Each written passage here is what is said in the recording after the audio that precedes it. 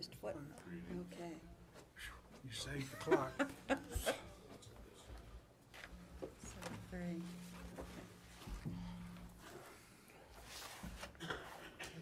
Okay, so for the Church Street, Church Street and Sweetbriars. The two Sweetbriars.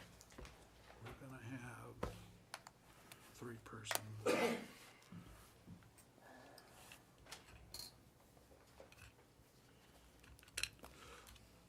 Okay, good evening, everybody. I'd like to welcome y'all to the March already meeting of the Laconia Zoning Board of Adjustments. Welcome. I would like to ask everybody, if you got your cell phones, to please put it on silent so it doesn't disturb the meeting. And like to go ahead and do roll call. Mike Foot, Here. Steve Bogert, Here. Suzanne Pearlie is absent with notification, Roland Mayhew, Here. Michael Delavecchia, and Ori Gibbs. Here.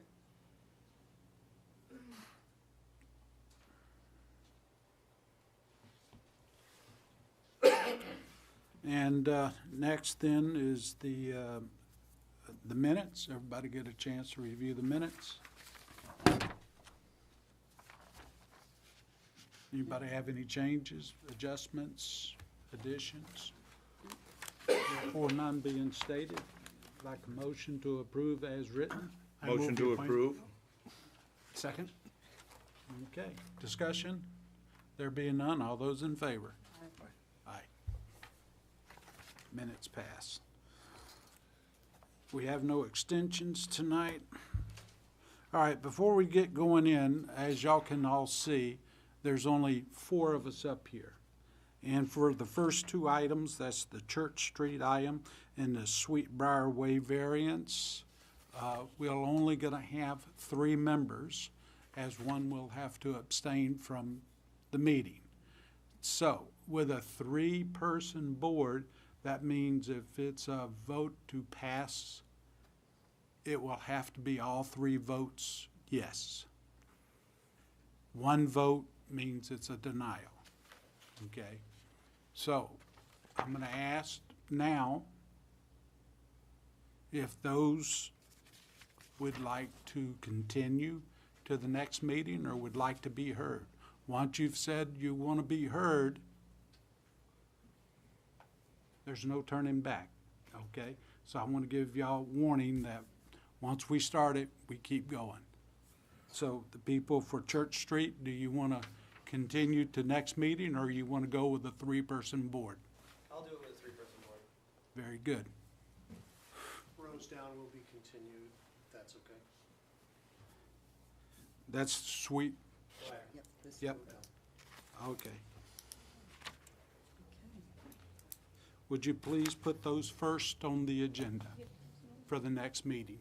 Thank you. Mr. Chairman. Now, for all the other portions of the meeting, that's Layton Ave, Mallard Cove, North Main Street, Guilford Ave, and Opeechee rehearing. There'll be a 4-person vote, okay? Once again, Does it, a 2-2 vote is a negative vote. A 3-1 vote, if it's for a passing, a 3-1 vote would say it's approved. A 2-2 vote would say it was not, if that's what it was for. So, if any of those applications would like to be heard at the next meeting, please say so now, or... Okay. So, Layton Ave, okay? Okay. Nope, not yet. Mallard Cove, May I ask a question? yes. If it's a 2-2 vote and therefore negative, can the issue be presented at a future meeting? No. No. That's why I make the offer now. Once we start that application, it is, you're into it. So, That's why I'm making the offer now. I'll give you a minute to think about that. Thank you. North Main Street. Do you want to continue? Yes, please. Okay. Guilford Ave. Guilford Ave. Do you want to continue? Yes. Okay. And the rehearing has nothing to do with what we do, so.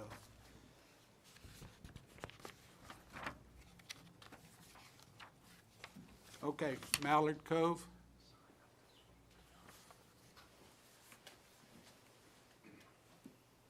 We're good to go. Very good. So, with that being said, the first item on the agenda tonight is, you can please Yep. excuse yourself, would be 111 Church Street special exception. Applicant requests a special exception to allow for a 20-unit multifamily building in the professional zone. And along with that is the applicant requests a variance from attachment 3, table 2 for density to allow for a 20-unit on a lot where currently only 5 units would be allowed. Would the applicant come forward, there. introduce yourself, and Thank you. Thanks for your time. My name is Jason Ganong, and I was here at the last meeting to present the same proposal to convert the 111 Church Street building into a 20-unit residential apartment building for the purpose of providing residential housing to people of the Laconia area. At the last meeting, the question was raised on whether or not I had the authority to come forward and present the proposal. And the reason for the question was because I am currently, as of now, not under contract for that property. After further review and also discussion with the current owner of the property, she reconfirmed that I do have her permission to move forward with the proposal. In addition to that, I believe that the city has reviewed your own authorization paperwork and had your council take a look. Yeah, so that's great. And I'd like to thank you for that for us. 'cause Oh, that no, clears absolutely. up any issues in the future that may come Yeah, from no. this. I after leaving the meeting at the last monthly meeting, I definitely understood where the board was coming from with that question, and especially where originally when I had received that, I was under contract for that property. So I'm here today to represent. I see Mr. Mayhew's here, and I don't think that you were at the last meeting, so. I wasn't. So I'm going to go ahead and represent just the general plan for that building. Could I just stop ask you you one just question for a before you do? Before, let me do something real quick here. that? Mike, you're now a voting member on all articles left before us tonight. Thank you, And Steve. So that will make us a 1, 2, 3, 4 person for this item, Okay, great. okay? Yeah. Did you get that permission from the owner? Yes, we did, and I provided it to the city. Okay. Yeah. There And- was a letter, Roland, on the back of the package of a new one. It was written by the Lakes Region Mental Health Center. And here, I got another copy.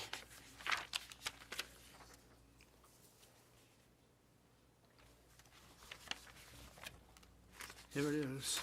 Should be on the very back page. Turn it over. Okay. Yeah, Got yeah. it?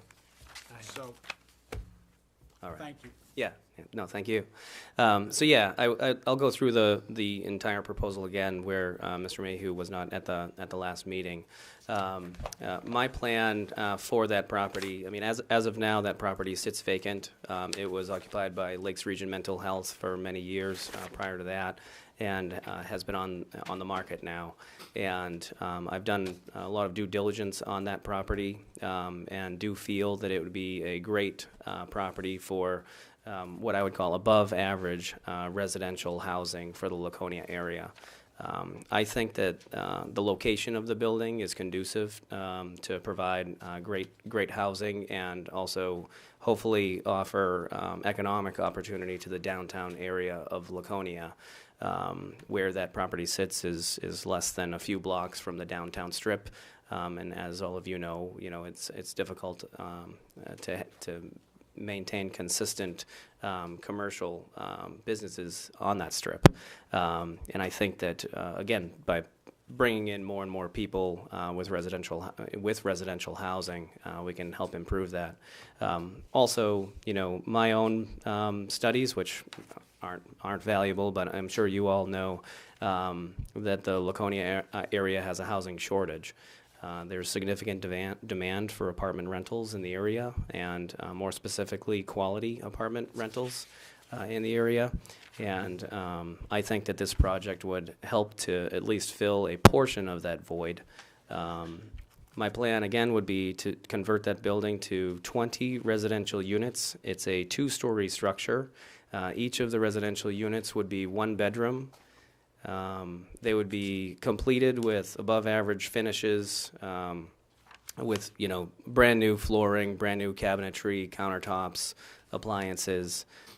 It's a dual locking building where the entry is locked on the main front, and then each floor would be separately locked. This building also comes with ample parking. There's 66 parking spaces at that property. It also comes with adequate drainage already. I've already done due diligence with Laconia's sewerage department and also with the water department. Spoke to them about what changes would need to be done. I've outlined those changes within my proposal. Some of those are that I would need to update the sewer line from the building to make it larger to handle the capacity. In addition, I spoke with the Laconia Water Department with regard to the water supply. I would need to adjust that water supply line to be a larger supply line. I've also spoken with the Laconia Fire Department with regard to fire prevention. In order to make this change of use, I would need to implement a sprinkler system in the building. All of those things, all of those safety aspects of the building, I've addressed in my due diligence, and I've provided in the proposal that sits before each of you here today. I'm really here now to field any questions that you guys would have about that project beyond what's in the proposal, and if you want to have any discussion about it, I'm open for any of those questions. Yes. I don't have a real problem with what you want to do. My problem is taking away office space from the city, because I know that there is just not enough office space in the city of Laconia. And to take an office building and convert it is something that I have a problem with. Can you address that? Yeah. So in reviewing this building and the options for it, one of the things that I kind of noted is that the economic opportunity in Laconia allows businesses of a certain size to operate, and the number of businesses in the Laconia area that are of that size, where they would occupy that size structure, is limited. At least in my opinion. I mean, you might have a different opinion than me. There's option that you could break that building down and have it be multiple commercial units. The problem with that is that it might not be as feasible. I think the highest and best use of that property from an economic standpoint is residential, with the number of units that I'm presenting. And I just think that it could be difficult to have an investor come in, operate that building as a commercial business as it is, especially with the supply and demand for that size of an office space. I mean, that's a 14,000 square foot building. So to think of the businesses that would actually end up occupying that, it could be limited. And so I'm here to present a viable opportunity for the building that might be easier to maintain for a long term. I think Genesis was a great opportunity for that building, but to find a replacement and find a replacement quickly, there's a chance that building could sit vacant for an extended period of time with that size. There's a similar building in Guilford right now by the Laconia Airport. It's right by, it abuts the airport and also the main drag there, and that's a commercial building as well, and it's a little bit bigger. And it's been vacant. I mean, I don't know, maybe some of you know, but I think it's been close to maybe 10 years. Might be less than that, but. Would this be subsidized housing that you're looking for? No, this would be at market rent. I wouldn't be looking to have subsidized housing in there. That's if you purchased it. That's right. But if you didn't purchase it and someone else purchased it and it was still given the same 20-unit agreement, then would they not be able to choose whatever type of people they wish to put in there? Because actually, there is no guarantee. Is there a guarantee on the type of 20 units that would be put in there if you didn't purchase it? Well, I mean, I wouldn't be opposed to presenting this as a market rent 20-unit building if you wanted that to be a condition of the approval. If that's something that the board has the ability to dictate, I'm okay with that. No, what I'm saying is, since we're doing this for the property and not for you, Yeah. okay, that would mean then the current owners of the property could sell it to someone else with this same variance and special exception. Yeah. And then they could actually address the housing units themselves any which way they wish. Correct? Yeah, I think so, and I think that same risk, though, exists even if I was granted approval, you know? Absolutely. So, I think that, you know, my intent is really to try to continue to move forward with market rents. And, you know, even if you guys offered me the approval, I think naturally maybe there is that risk if we can't put a caveat in there that this is at market rent. You know, I'll repeat though, you know, my intent entirely here, any of the units that I own in the Laconia area are all at market rent. And they're all above average quality, and I just intend to do that same thing with this building, kind of the same recipe. Are you looking for any help from the city in addressing the fire suppression system or the water needed for the fire suppression system or the freshwater system or anything like that? Are you looking for any additional help from the city to achieve that goal? From a financial standpoint? Yes. I have received quotes from multiple contractors, and I've also had Charlie Ruffo, the safety inspector, walk through the building with regard to that. At this point, you know, I haven't, to be honest, I probably wasn't prepared for that question, but I hadn't planned on having the city offer any help at this time. One thing that I did speak with the town about is the impact fees, though. The impact fees on this number of units would be substantial. I think the impact fees would be nearly $37,000 in order to implement this based on the town's new policy of impact. I think that, you know, from an investor standpoint, I don't think that encourages development. And I would be looking for the maximum relief possible on that. But wouldn't not the impact fees also address the other things that other taxpayers then would have to pay? Because it didn't pay its fair share of adding to the impacts to the city and to the city services and stuff? Yeah, you know, I think that's the purpose of taxes in general, is to pay Not to for. pay. I don't think taxes are there to pay for your development. Taxes are to pay for, I think individuals who want to open a business should be able to open their business and pay their fair share. Yeah, so in doing some of this due diligence, I spoke with Mr. Trevathan about the sewerage system and the drainage, and you know, he did bring up all of those concerns with me, which I think is appropriate, you know, to represent the town. And I also spoke with the DPW about it, and their answer to me is that there wouldn't be any changes necessary to the main sewer line, no changes necessary to the main water line. You know, really the only changes that would be occurring would be associated with the property itself. And so, you know, in that case, I don't see that there's any additional cost being incurred by the taxpayers for this project, other than to myself. You know, there's significant costs associated with running those water lines and sewer lines to that building, especially since the sewer and water is across the street from the actual subject property. Okay. Anybody else got questions at the moment? You may have a seat. I'm going to open it up to the public and Thank you. ask if anybody from the public wishes to speak for or against this application. Please come forward at this time and introduce yourself for the record. Please.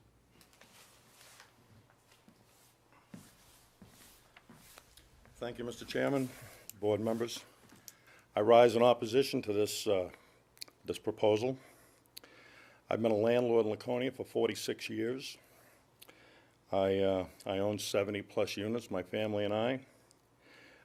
We feel that these impact fees have been voted on and approved by people just like you folks here, and there's a reason for them. I don't think that it's right to take individuals and let them get by without paying their fair share. Like I said, I've been a landlord for 46 years. I remember one time I had a building that I wanted to add a bedroom, one bedroom. And I had to jump through hoops and all kinds of things to get the one bedroom, let alone multiplying the number of units times 4. Another time I went to get a driveway. The size of my driveway increased by, I don't know, I think 8 by 10, and I had to go through a whole bunch of hoops for that.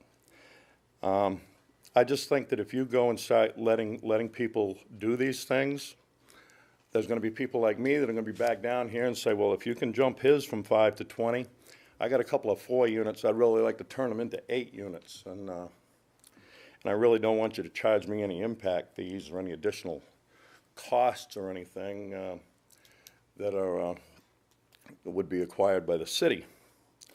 So I think that I've probably made my point. I'm a businessman. I've been here all this time, and I paid my fair share. And I think that's what this country was founded on, is everybody being treated equally. Harry, Yes, sir. would you tell us who you are? Oh, I'm sorry. I'm Harry Bean. I live in Guilford, 234 Salt Marsh Pond Road in Guilford. My family's lived there since 1842, so I'm not going to move to Laconia anytime soon. Are there any questions that you'd like to ask me? I've done my fair share of due diligence over 46 years. You can take that to the bank. And I'm sure the city has. Pardon me? I'm sure the city has. All set? Yes, sir. Thank you. Thank you, folks. Appreciate it. Is there anybody else from the public that wishes to speak? Go ahead. Take your time. I do these days. Good evening, Mr. Chairman and members of the board. Paul Fitzgerald of West Gilclaw, appearing for the Flanders Trust in opposition to the application. Couple of points. I'll try and be brief here. I was here last month, so I heard that presentation, and I heard the re-presentation this evening, obviously. Focusing on the variance, if you look at your application, there's a hole in it that's pretty large, and that's dealing with the issue of hardship. There is, on the part of the application that asks for information concerning a hardship that would support the variance, there's virtually nothing there. And probably the reason there's nothing there is because there is no hardship in this particular case. Listening last month, the presentation centered primarily on economics. I won't cite chapter and verse because I know the board knows it, that economics is not a factor that will drive a variance application forward. The fact that a project makes sense economically or is needed economically for the benefit of the applicant, even if they were the owner, is not adequate to support a variance application. It has to be a non-economic hardship with very few exceptions. And in this particular case, you've heard nothing that comes forward that would indicate that there is a hardship in the nature of the land, itself, or the building itself is currently configured that creates the hardship. Looking more broadly at the proposal, it's been already raised by Roland's question, the conversion of a commercial property into a residential property, and my folks would be opposed to that as well. There is more than adequate housing stock in the downtown area. There's more that's been built recently all along Union Avenue in that particular section of Union Avenue, and more that is going to be coming online, as I understand it, with the conversion of the former Melcher and Prescott building down at the corner of Church and Main, not Church and Main, Court and Main, that's going to be converted to additional housing stock. To take another commercial building and convert it to residential at this point simply serves no public interest that would be recognizable by this board, and I don't think recognizable at large with regard to this project or any other project. The building is well suited for commercial use as opposed to 24-hour-a-day tenants. With regard to the issue of that I was going to raise, but has already been raised previously this evening, in terms of subsidized housing, as has been pointed out, there is no guarantee whatsoever that if this application is granted tonight or at any future hearing, that this particular applicant that's before you this evening is going to end up owning the property or being able to market the property, and you would have the property sitting there with this variance for 20 units, 4 times the normal density that it would be allowed, usually in this situation, with no control whatsoever as to what was going to happen in terms of the actual usage, subsidy, etc. So for those and other reasons, we would ask that you would deny the variance this evening. Certainly be willing to answer any questions that you might have, and as always, appreciate your time in hearing me out. Thank you. Thank you. Would I be out of order to speak again for just, I missed a couple of points? Let me listen to the rest and then come back, okay? Please. Excuse me, I should have been a little more slower recently. I had a little battle with the ice on the driveway. So I'm not moving. I moved too fast that time. My name is Joe Alexander. My wife Donna is with me. We own Alexander Properties. We also own the 2 income buildings directly across the street from this at 108 and 112 Church Street. There's a three-family and a 5-family residential apartment building on those 2 lots there.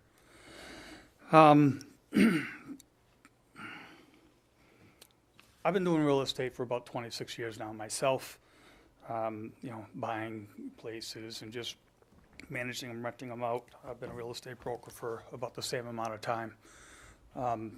My idea of garden-style apartments in the city, they would, especially 1-bedroom only, would attract a different demographic of people. I think it might be single parents, maybe with 1 kid that needs a place to, hang their hat.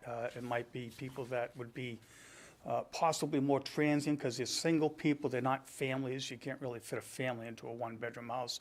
So I would think that there might be a larger turnover or a different demographic of people in that particular building on a garden style, main corridor in the center of it, more so than like a townhouse would be with garages and things like that. So that's my personal opinion, and I know it's not a professional, you may have different ideas, but I just wanted to mention that's the type of demographic I see moving into a building made like that. So we talked about the traffic going there as well. I think that 20 apartment units in buildings right across the street from where my tenants are would possibly impact their quiet enjoyment of life. Right now, there might be a whole bunch of people in that place during the day, but most of your tenants are home at night and on weekends. Whereas, so a commercial building with office space right across the street does not impact the quiet enjoyment of my current existing tenants, and the whole reason why I bought that property across the street there, because of the commercial across the street, not as much of an impact when most people are home. I agree with Mr. Mayhew that there's not a lot of office space in the area. You got a bunch of empty retail spaces downtown, but there is not a lot of office space. You got people renovating the office spaces across from the Landmark Inn, you know, because they need the office space in downtown. I think with extra office space here, you would attract more people to the town to work in an office space directly downtown, where they'd go down to, you know, Burrito Me or something like that for lunch during the day, or a Hector's or something like that, just a short walk down the street. So I think we do need the additional office space, and converting it into more residential housing isn't necessarily the best use of that property. I'm almost done, guys. Take your time.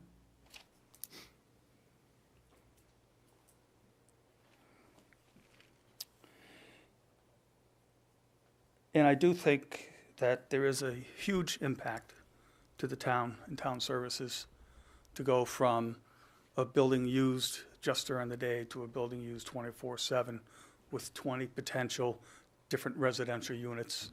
The amount of water being used, which means, you know, more clean water that the city has to produce. Granted, Mr. Ganong is willing to upgrade the feed to his properties. It still doesn't mean that there's not additional use of the sewer systems and cleaning the water and getting it back out to the public and that kind of thing. So I think there is a large impact on the city services, in addition to 20 units in such a small area could possibly lead to other issues as far as police go or fire or anything like that. So those are my statements. I don't know if there are any questions. Nope. Thank you, folks. Anybody else from the public? I know Harry. Anybody else from the public wish to speak? Harry, please. I'm sorry to have to come back up like this, but I missed a couple of things. I failed to mention that I have 33 units that abut this property that we're talking about. A couple of years ago, I had as many as 14 vacancies. So right now, there may be a higher demand for apartments. My point being that it's a roller coaster. For 46 years, it's a roller coaster. You know, you have good times for the landlords, and then you have good times for the tenants. It's just how it works. Rents around here, whether they're subsidized or otherwise, are very similar. The only difference is the taxpayers pay part of the rent. There isn't a whole heck of a lot of difference in the amount of money the landlord gets for the unit. I think I'm finished this time. Thank you.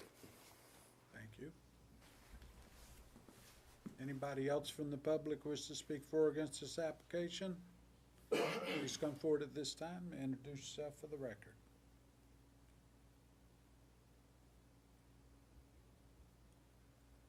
Let the record indicate no one else from the public wishes to speak for or against this application. I'll bring it back to the board for questions.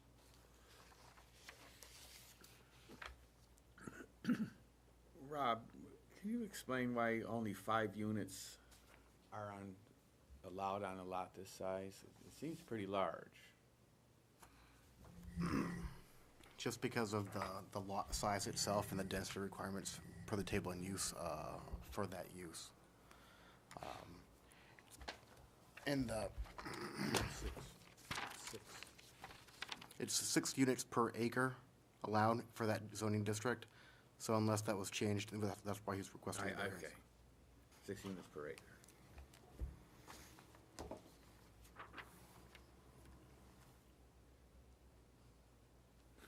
Do we have any other questions of the applicant? I guess I do. Just one. When you're looking, Sir, would you come back?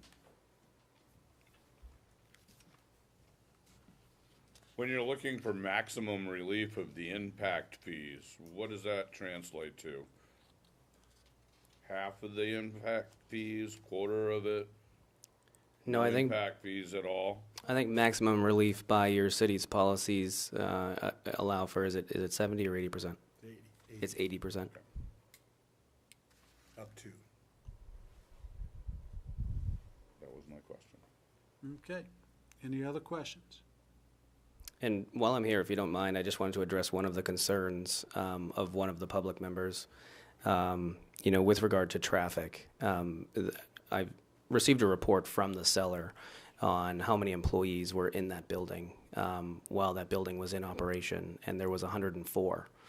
So it was 104 people working there, and then there was patients in and out of there that are pretty much about a half an hour to, say, 45 minutes per patient. So if you think about the amount of traffic that would actually be going on in that type of scenario, it is significantly higher than one-bedroom units. One-bedroom units are really, acceptable for a couple or maybe a single person. So I agree that, the demographic is largely going to be single people. But with that comes, there will probably be about 20 cars in the parking lot. 20 cars versus 104 people and patients in and out of that building. There's going to be a significant reduction in traffic. Jason, one question. Yes. Were you gonna keep all 66 spaces, or are you gonna turn some into green space? What's your plan? So, at this time, my plan was the first time, if you see there, I provided a map from above. The plan would be to have the front portion still be parking. I don't have any plans at this time to remove the paving in the back section, but it is something that maybe in the future is something that I would consider doing. I think that it would behoove me to wait and see, how many cars, ends up being there. I just want to make sure that there is ample parking, and part of the reason for that is, as you all know, there's a parking issue in downtown Laconia, and for a lot of the residential unit renters, there really isn't any parking. And so I think where this property does have parking, it adds value from a residential rental standpoint.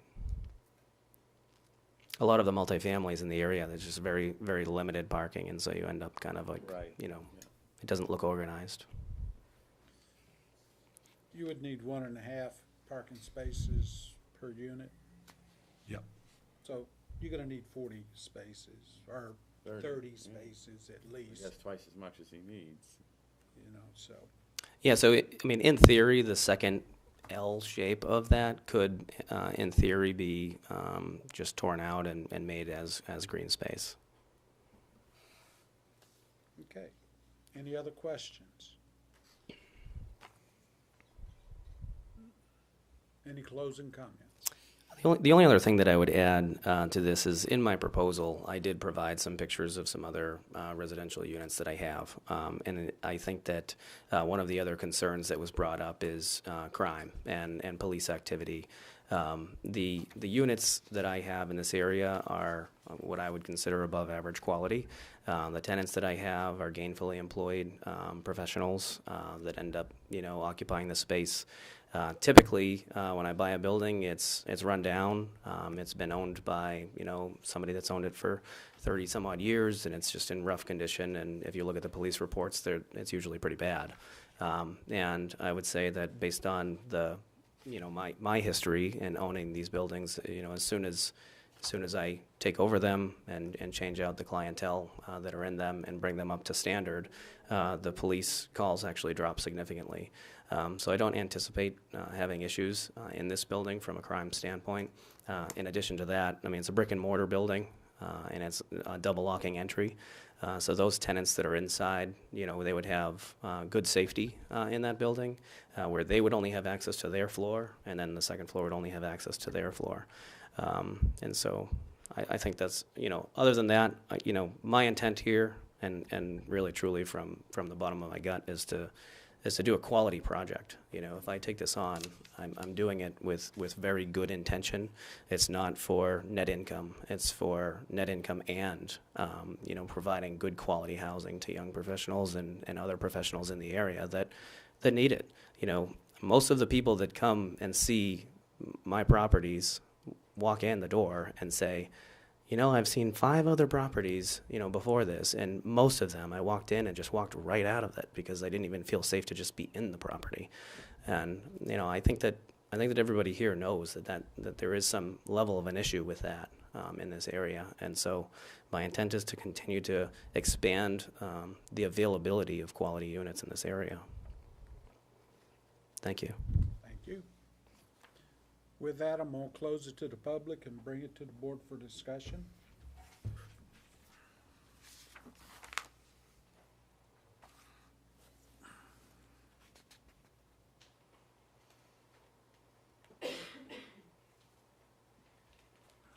My initial thought is I have concerns with, we have in our professional zone, we have, in this particular professional zone portion, we have one modern office building, and the rest are converted residential units that are throughout, sprinkled through there. So that would be taking the only modern building in this portion of the professional zone and taking it away. What So about CVS? Huh? What about CVS?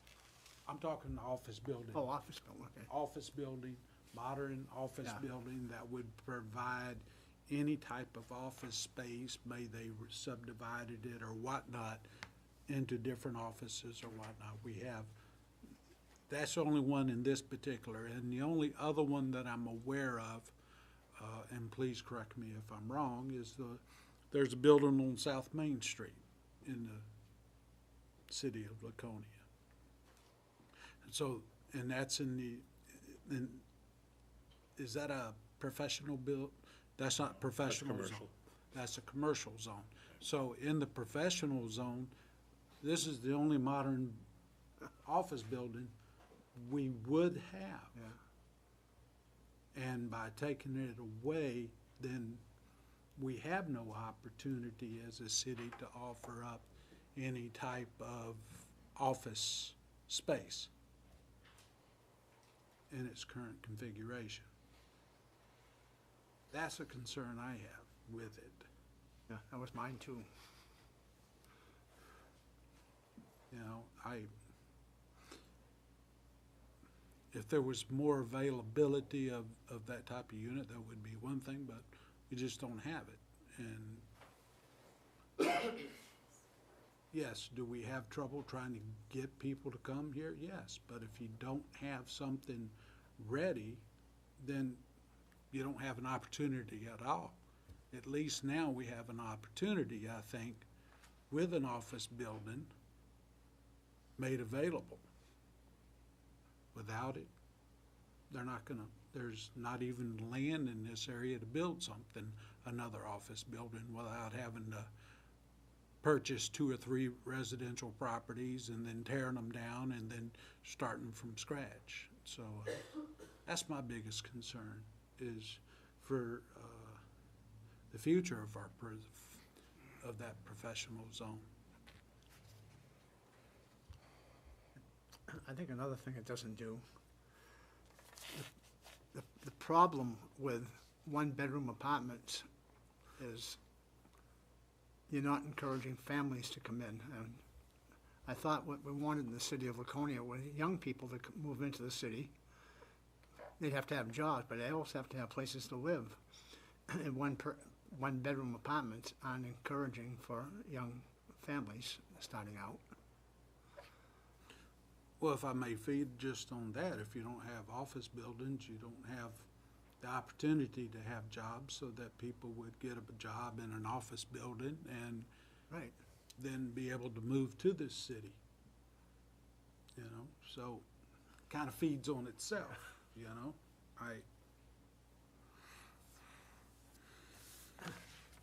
I think I'm uncomfortable with the fact that approving this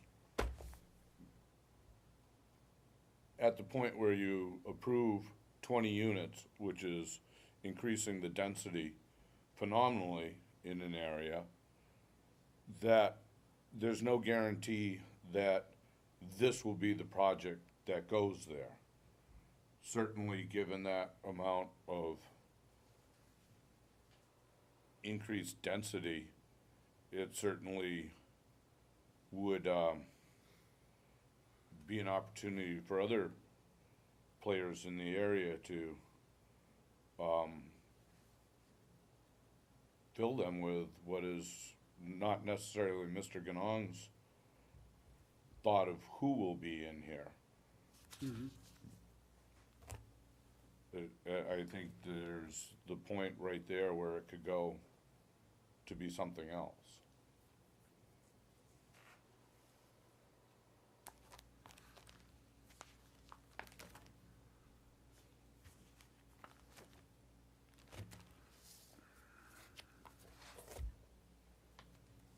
And the increasing that amount of density and seeking maximum relief from any of the impact fees certainly seems to be putting the weight of development on the residents of the city and the city itself.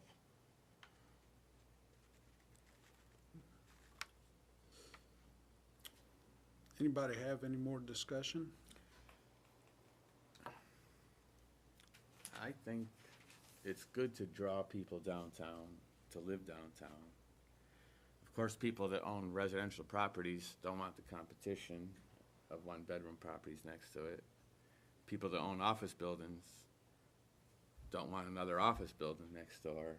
So you're always gonna have some conflict. Yes. One-bedroom apartments have a good purpose.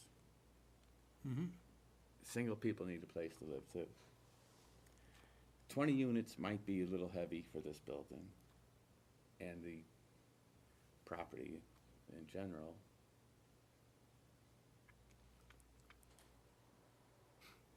But overall, I think one-bedroom units are beneficial to the area. Do we have property that's available in the city that one could develop, one-bedroom, 20-unit properties? Probably so. I would think the Brock's corner right off. So, but I do hear what you're saying, because that's true. I mean, no We did one wants approve. anything next door. Well, we did approve right on the corner across from Mildred Prescott Insurance to change that to residential. And that took one of our another office building off the market as an office resource, building resource. So there again, that limits even more so in what I was saying, we're down to 2. And we give this one up, then we're down to 1. And we're down to 0 in the professional zone. Because this is the only one in the professional zone.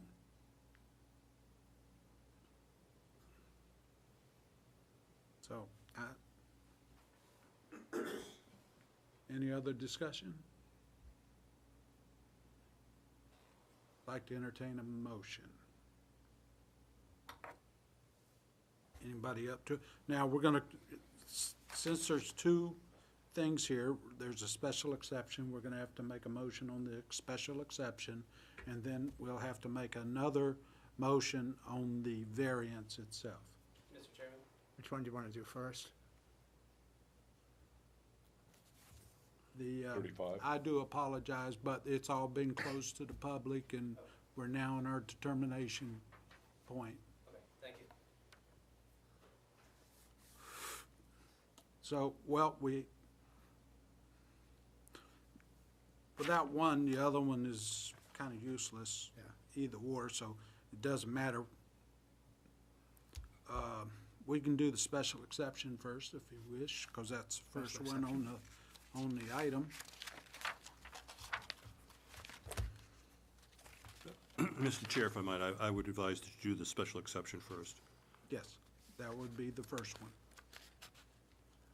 Okay, application 0035 Southeast 111 Church Street, special exception. The applicant requested a special exception to allow for a 20-unit multifamily building in the professional district. The use requested is specified, authorized in this chapter. The request will not create undue traffic congestion or, I'm gonna go ahead and read these out. The use request is specified, specifically authorized in this chapter, in which it is. Everybody agree? Okay, the requested use will not create undue traffic congestion or unduly impaired pedestrian safety. I don't believe it will do that either, no matter what. It's been an office building, so traffic's been in and out, so the traffic pattern would not unduly change. The requested use will not overload any public water, drainage, sewer system, or any other municipal system, nor will there be any significant increase in stormwater runoff onto the adjacent property. As the physical building itself on the outside interiors will not increase, I do not believe that this will overload any of the necessary public waters or drain or any of the municipal services. As the requested use will not create excessive demand from municipal police, fire protection, schools, or solid waste disposals. I do not believe that this will create any excessive amount for the municipal police or fire protection, as the fire protection units would be increased and have to meet the standards. Schools, it will have a nominal effect on the schools, and solid waste disposal, probably be a commercial dumpster set there, so that would have no adverse effect whatsoever. Any specific provisions for the use as set forth in this chapter are fulfilled. I don't know of any other than the impact fees that would be asked to be waived. I don't think any other special provisions set forth in this chapter, I think they've all been fulfilled, other than the fact of the impact fees that would be affected, if so granted by the city. The requested use will not create hazards to the health, safety, or general welfare of the public, nor be detrimental to use or out of the character of the adjacent neighborhood. In this case, I think that in this motion, it will be out of character of the adjacent neighborhood, as this is in a unique situation, as it is a professional zone, and it would be taking a viable office building and putting 20 units in the middle of the professional zone. So it would be changing that character of the professional zone itself. The proposed location is not appropriate for the requested use, as it is, once again, taking the office building out of the professional zone and adding 20 units. The request is not consistent with the spirit and intent of the chapter and the master plan, as taking future work out of the office building of the latest model out of the inventory and putting it into a residential type use. So therefore, I offer it up as a denial for the special exception. Motion? Second. We have a second. Discussion of the motion. There being none, all those in favor of the motion? All those against the motion? Okay, motion passes 3-1. Okay? Mr. Chair, Yes. you might want to give the applicant the option to withdraw the variance request.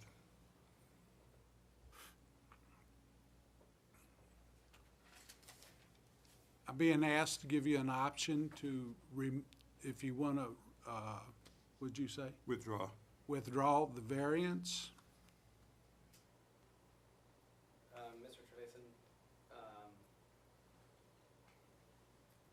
I'm at that point now where, I've been to a several meetings, I've done the due diligence. Yeah, I think I have good intent here with this. I wish that I could address some of your concerns. but Nope, that would be a yes or no, sir. I don't want to withdraw. Okay.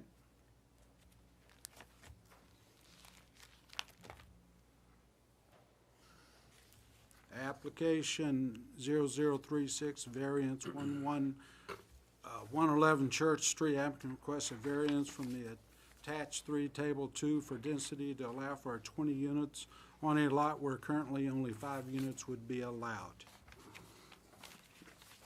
We've had our discussion. Do we like to entertain a motion? I'd entertain a motion to deny this. And we'll go through each of these criteria. The variance is contrary to the public interest as it is taken the only modern office building out of the context of the professional zone and would recreate it into 20 units. And the density for that type of units would only be 5 units. The spirit of the ordinance is not observed. As the ordinance in each of the different zoning areas has different viewpoints from as a residential unit to a professional unit, and in this case, the professional unit needing the office space, and that's why a professional unit zone is set up.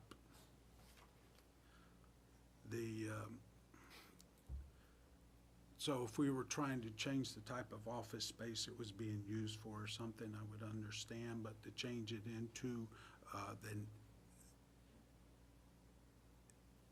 and increase the density so that you can go to 20 units versus 5 units, which the zone would already offer, if I'm not mistaken. It would allow a 5-unit building to be put there. 6 unit. Dean? Density right now would be 5.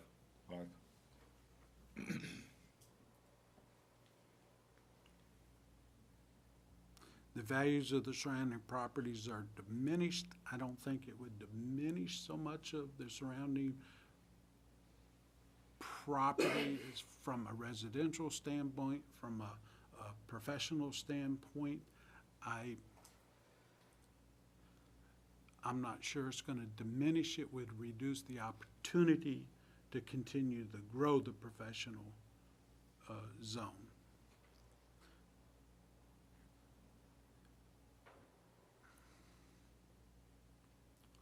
The substantial justice is done by denying this, as the harm to the general public or other individuals, which would be that of the professional zone, would be adversely affected as the building would be reduced. Hardship has not been shown to us that there's any hardship due to granting this or not granting this. There is no hardship on the property itself, other than the fact its use as an office building is there and would not be diminished by denying this. And I think that covers. And no other hardship has been provided showing why. So.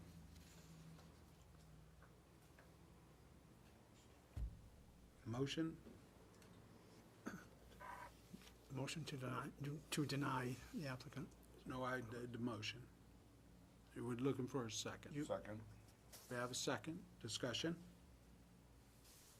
There being none, all those in favor of the motion? And those I'll against? abstain this. You can't, I can't abstain? no, Okay, I'll vote against it then. very good. The motion carries 3-1. Okay. So, that is that.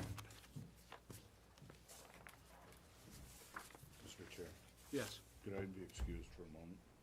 We will take a 5-minute recess. Thank you.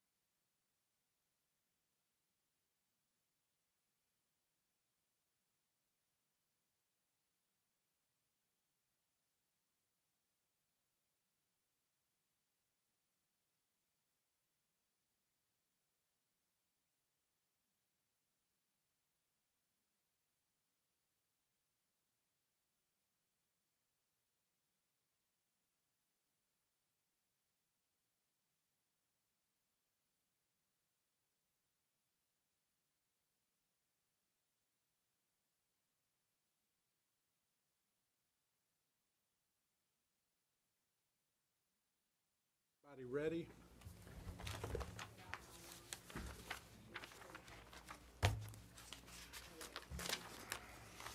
Okay, we're going to go ahead and get started again. Thank you for your patience for a 5-minute recess. With that, the next application for review tonight is 0003, variance 430 Layton Ave. Applicant requests a variance to enclose a portion of the existing porch that is partially located within the 50-foot shoreline protection. The applicant, come forward, introduce yourself for the record, and tell us how we can help you. Chairman, Board Directors, Planning. My name is Dave Bresky, my wife Betsy. We live at 430 Layton Ave North. And we're here tonight to request a variance from Article 4, Section 235-19 of the zoning ordinance to permit us to screen in an existing deck that a portion resides in the 50-foot setback as established by the Shoreline Protection Agency. Little history, we purchased the property in 2000. We applied to the state for a variance to remodel staying on the footprint, and we got the variance. Then we went to the city of Laconia in front of the zoning board and applied for that because it was non-conforming.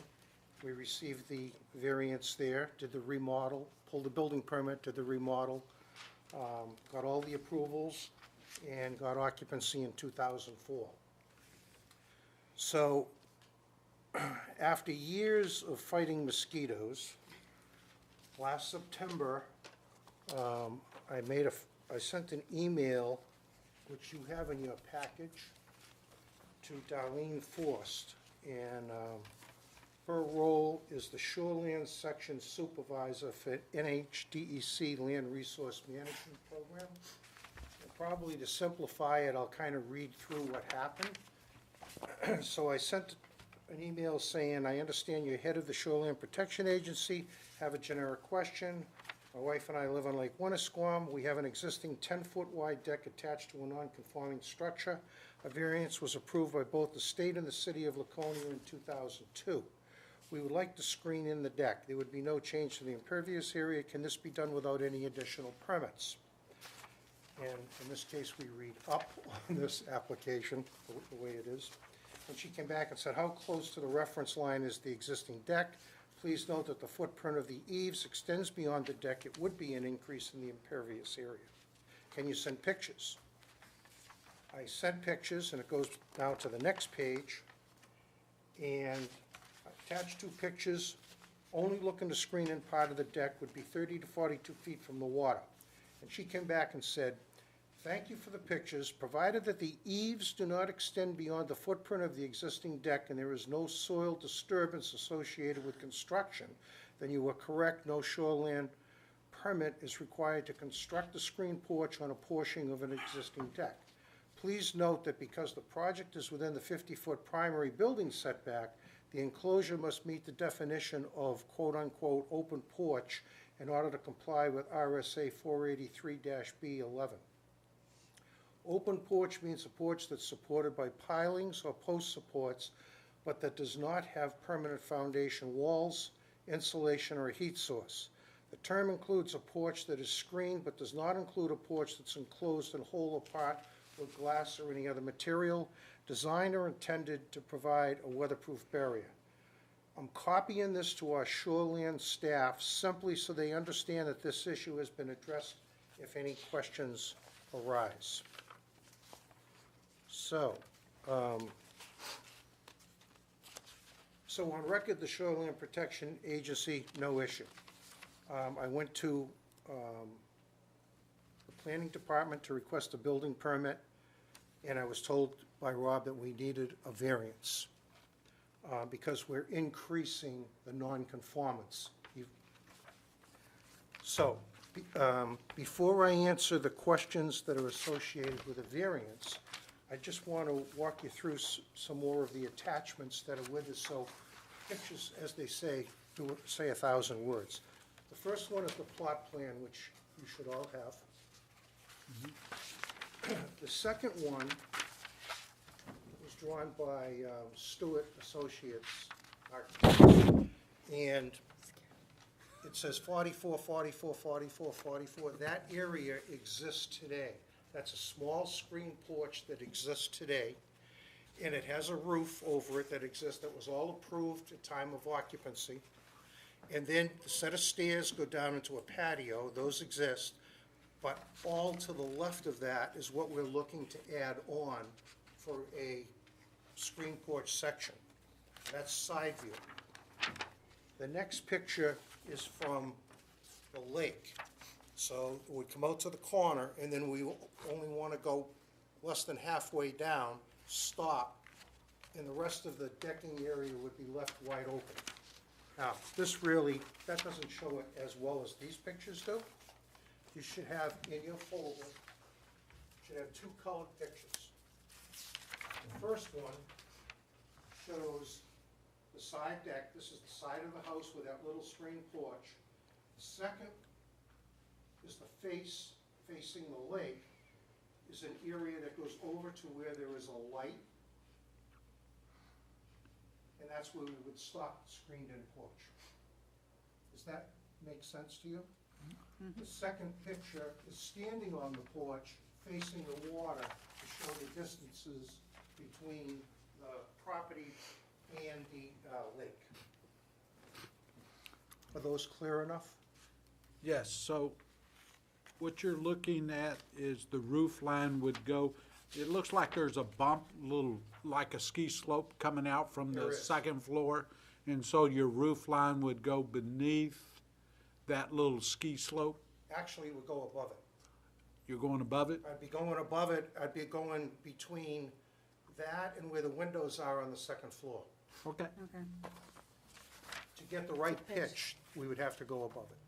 So then the roof on the one that's already there, you're gonna change also? No, the one that's already there would stay, we would just continue it, come down to the corner, and then go across the back of the house partway down. Will that be at two different levels? No, Because actually, the roof on the other one looks like it's exactly where I was saying it.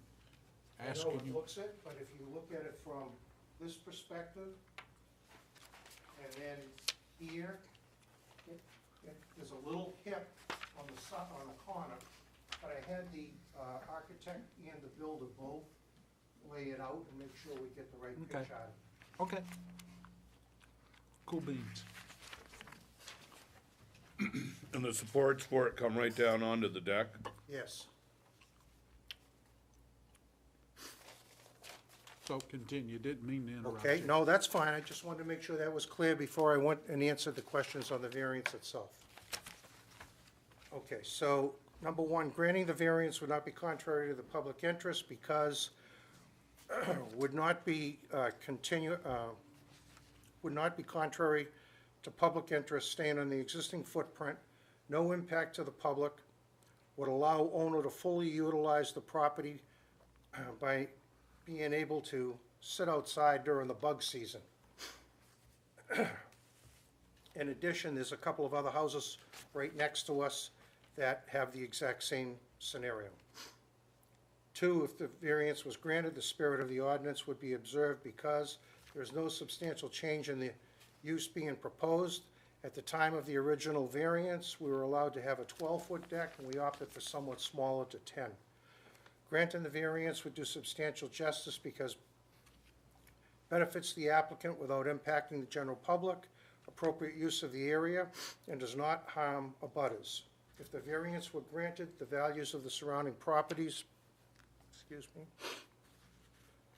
would not be diminished because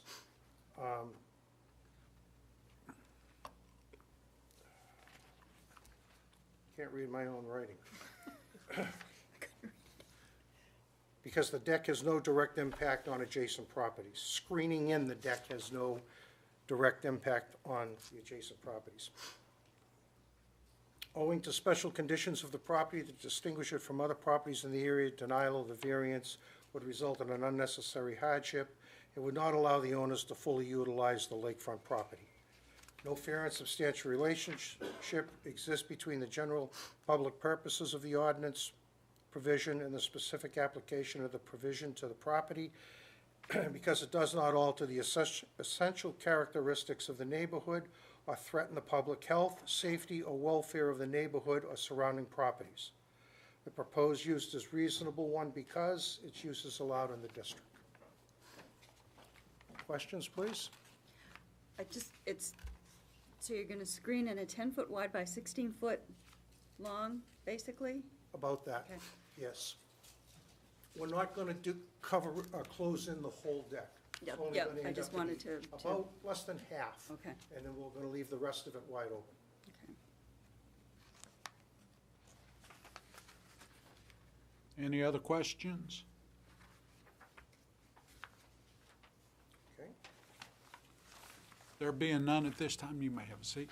There being none at this time, I'd like to open it up to the public and ask if anybody from the public wishes to speak for or against this application. Please come forward at this time and introduce yourself for the record.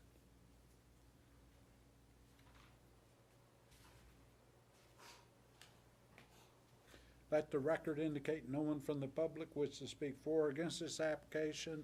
Therefore, I bring it back to the board for further questions. No, he translated his writing for me. I had trouble reading some of your writing too. I'm and sorry, I that- apologize, because I well, couldn't read it either. My writing is horrible, horrible, so yeah. But you answered my questions. So I'm good. If there's no further questions, any closing comments from the applicant? There being none, I'm gonna close it to the public and I'm gonna close it to the public and bring it to the board for discussion. I think it's a eminently reasonable request, reasonable use. I think based on the photos of the house, if it's in keeping with the quality of the house as presented, it'll be a nice addition to it, nice project. I believe if it wasn't in the 50-foot setback, it wouldn't even be Wouldn't even before be, us at all, no. right? Yeah, I think that's the only thing that, Brings it forth. and that's because when And they that's the rebuilt, hardship. that's the hardship, because when they built it, they kept it in the footprint that was already there, which was close to the lake to begin with, so. Right. Yeah.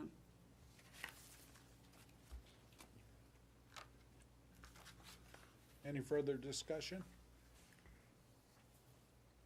There being none, I'd like to entertain a motion.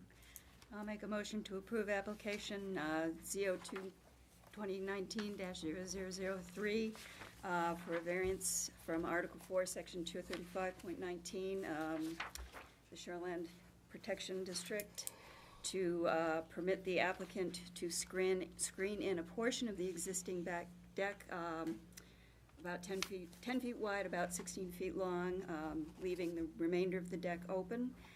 Granting the variance will not be contrary to the public interest in that they're staying within the existing footprint. There's no extra impact on the shoreland. They've done their due diligence and contacted Shoreland Protection, the State Shoreland Protection Agency, and got confirmation that they don't need a further permit. They're not going to make this a four-season porch. It's going to remain screened in only, no glass, no disturbance to the soil, no heat, no four-season at all. They'll conform to the requirements of the state. If, with the variance granted, the spirit of the ordinance will be observed. There's no substantial change in the use of the home or the character of the home proposed. Granting the variance will do substantial justice in that it will permit the applicant to make full enjoyment of his home with a minimal impact to the surrounding neighborhood, no impact, as a matter of fact, to the surrounding neighborhood. The values of the surrounding property will not be diminished. The home has been rebuilt, and the deck, the section that's going to be enclosed, will be built to fit in with the existing home and the character of the home.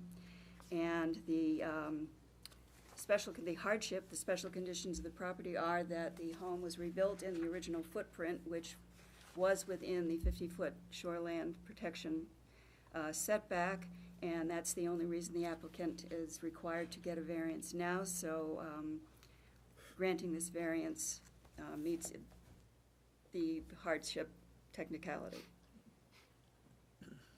And the proposed use is reasonable. It is allowed in the district. Okay, we have a motion. Second. We have a second. Discussion. Yes, I'd like to add a condition Okay. to this that the screened-in porch remain as a screened-in porch and not be enclosed into. Okay. So we're going to add, just confirm that it will be screened only, not enclosed in any manner. No glass, no four-season protection. Right. Has to meet the criteria of Right. the definition Right. by the state. Okay, so we'll add that condition. Is that acceptable? Okay. Any other discussion? All those in favor of the motion? Okay. Anybody against the motion? No, it all passed 5-0. Thank you. Thank you.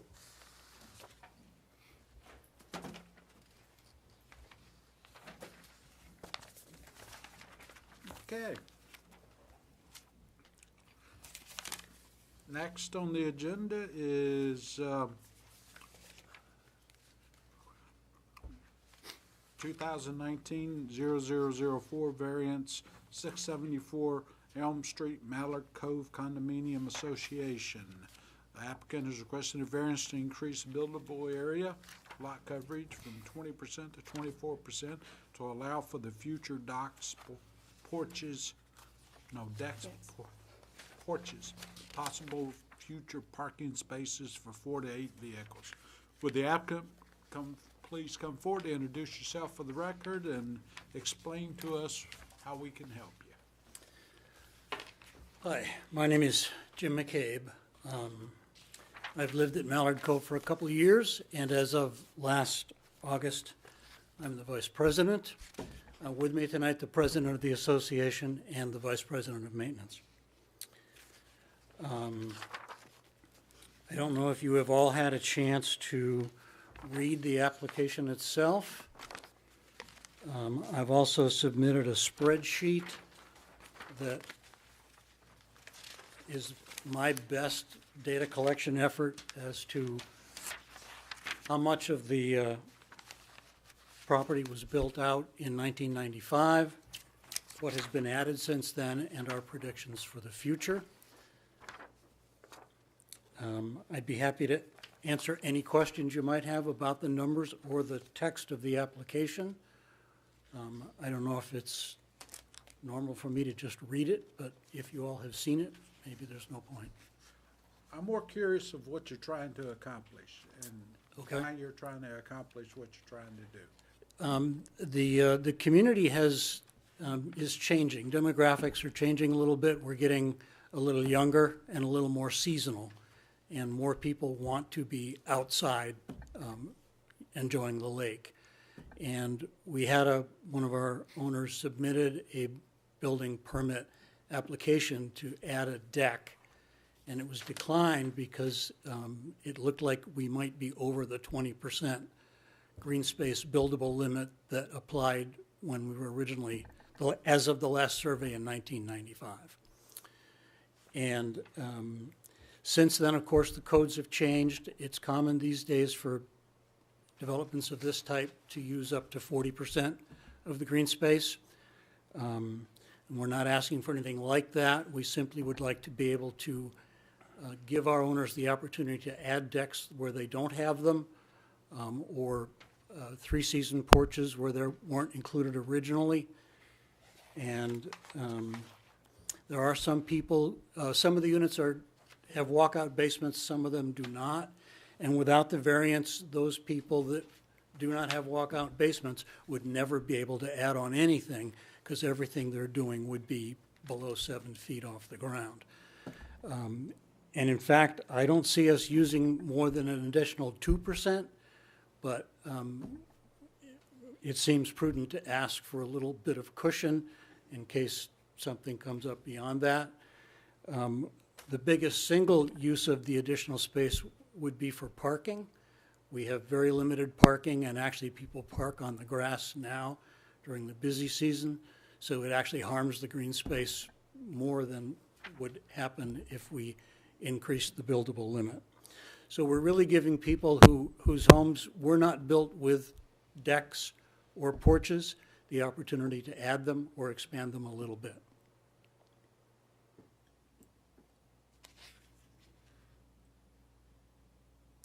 I am pleased to see that y'all keep track of your green space. That's very helpful in the usage of it. It makes these discussions a lot easier. It was a bit of a task to catch up, but we will be passing this on. Yes? When Mallard Cove was built, I forget the terminology, but wasn't it designed so that the lots that the houses were on were smaller than ordinarily would be the case, and that you had a large open green space that all of the residents would share? Yes. And when they built those houses, they built a basic house, and then as the owner, you could tack on certain amenities to your house, a screened-in porch, let's say, or a deck, or something of that nature. Wasn't that the way that was designed? I can't speak to the original design, but that is, in effect, what has happened. Right, that's what it was. Yes. Some of the units were built with three-season porches and decks. If the owner wanted it at that time, that's At what they that did. time, yes. But the survey that was done in 1995 included everything that was built at that point, except for 2 units that were shown on the survey but hadn't been completed. And as of that point in time, we were just under the 20% limit. So we may now be just over and just looking to have a little bit of cushion for people who never got a deck or never got a screen porch.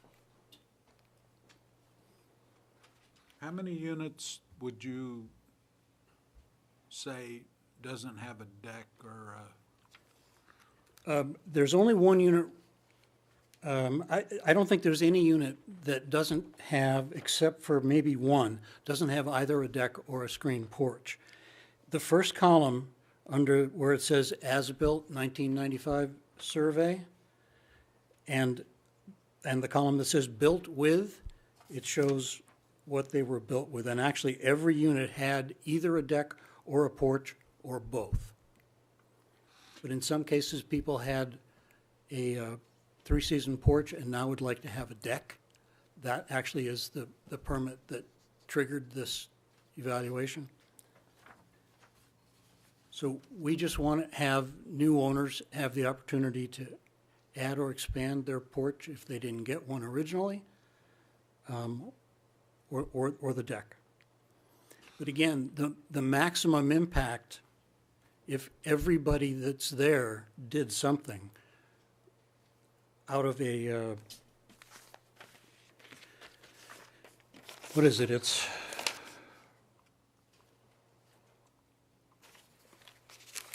I think 400,000 square feet is the property. We're only talking about 3,000 square feet additional built out. And the 24% would allow a maximum of 6,000 additional square feet. so y'all would control that so everybody would have? 479,220. Trying to think of how to ask this correctly so that everybody would equally benefit from this versus one person getting it all and everybody else getting nothing. You know what I'm trying to say? We have a How process. sometimes that happens in Yes. these developments where Yes. someone takes more of the A green 3,000 space. square foot porch. Right. We have an approval process in place. Any changes that people want to make to the exterior goes through our architectural review committee. And the goal of that committee is to keep the look and the scale and make sure that projects of that sort stay within reasonable limits. And also to keep their portion of the green space so that it's equalized across the mall. In other words, what I'm saying is we've ran into in the past where a couple of properties use more green space of their development's total, and then everybody else is left with nothing because these people got first and they got all the extra. Well, So and that's why I'm saying, that's the purpose Y'all for trying to control predict the future. You know, we can contain what the individual units do, and we could translate this into a plan okay, and live with this plan. I should also make the point that we're not even contemplating any additional complete units. You know, there's 30 units there, and 18 singles and 6 duplexes, and we don't see any change in the total number of units. Just porches, decks, and parking. that's fine. Does the association own the land on which the houses are built, or do the people who live in the houses own the land?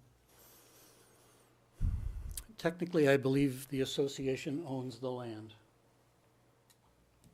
I believe that's how it is. It's I think the that's true. association owns the land and I remember when the they unit built that owners up own there. the That was built homes. back around 1970, wasn't it? 87, 89, and then this survey was 1995. Mid-80s, late 80s. I must be getting old. I remember when this was brand new, when we were working, yeah. I know the deed to my property does not include the land. Yeah. It doesn't. Does not. That was the It's in plan back then, but it's- that's why they had the green space, so that you could have a lesser amount of land with the house. Right. So no individual can ask for, There are no individual lots. Right. so no individual could ask for an increase. So what I asked before is a moot point because y'all control it all. Yeah, So, would have to Right. go through the association anyway, their approval. Right. Yeah, so. Right. And Jim, where were you gonna get the extra parking spaces from? Curious. Well, we haven't actually discussed that at either the board or the community level. I added it in because it would be something we ought to consider for the future. And I could show you where I would put it, but we haven't gotten The that far. plan, Mike, is it 8 guest parking places that you're gonna add for everybody to share? Everybody would share, yes. I would see it as 2 4-spot I see. parking places. But again, we haven't taken that to the community. It's all conjecture at this point. It's a really good idea. That would rely on a 2/3 vote of everybody to pass, I assume? I believe that's true. Plus the funding, which would be tough. Special assessment time. any other questions at the moment? There being none, I'd like to open it up to the public and ask if anybody from the public wishes to speak for or against this app. You may have a seat for a second. Thank you. If there's anybody from the public that wishes to speak for or against this application, please come forward at this time and introduce yourself for the record.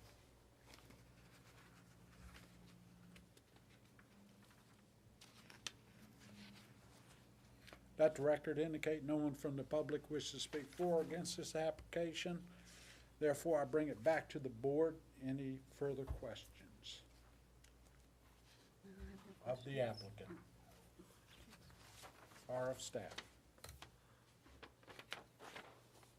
There being none, any closing comments, sir? No, thank you, but thanks again. With that, I'm gonna close it to the public and bring it to the board for discussion. I think it's a reasonable request. I think a lot of these older cluster developments, planned unit developments, that the planned unit ordinance no longer exists, and a lot of the cluster developments were built with much stricter green space requirements than currently held. And they find now that, as you pointed out, as the demographic changes and people want, or either have more cars, more guests coming in, they need more parking, they want decks to be able to be outside and enjoy. And I think it's a minimal increase from 20 to 24 is more than reasonable. And with the association controlling the building that's going on anyway, And the fact that they're tracking it they're and tracking it. they will control the division of the use of the space. I think it's reasonable. It's not as if it's all going to go to one particular unit or one particular use, so.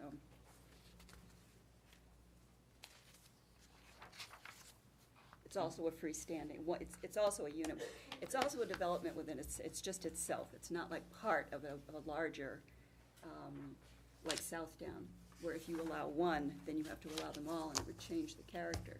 All this does is increase, the only neighborhood that is going to change the character would be of Mallard Cove itself, and the association will control how that changes, Okay, to keep it in keeping with the rest of the development.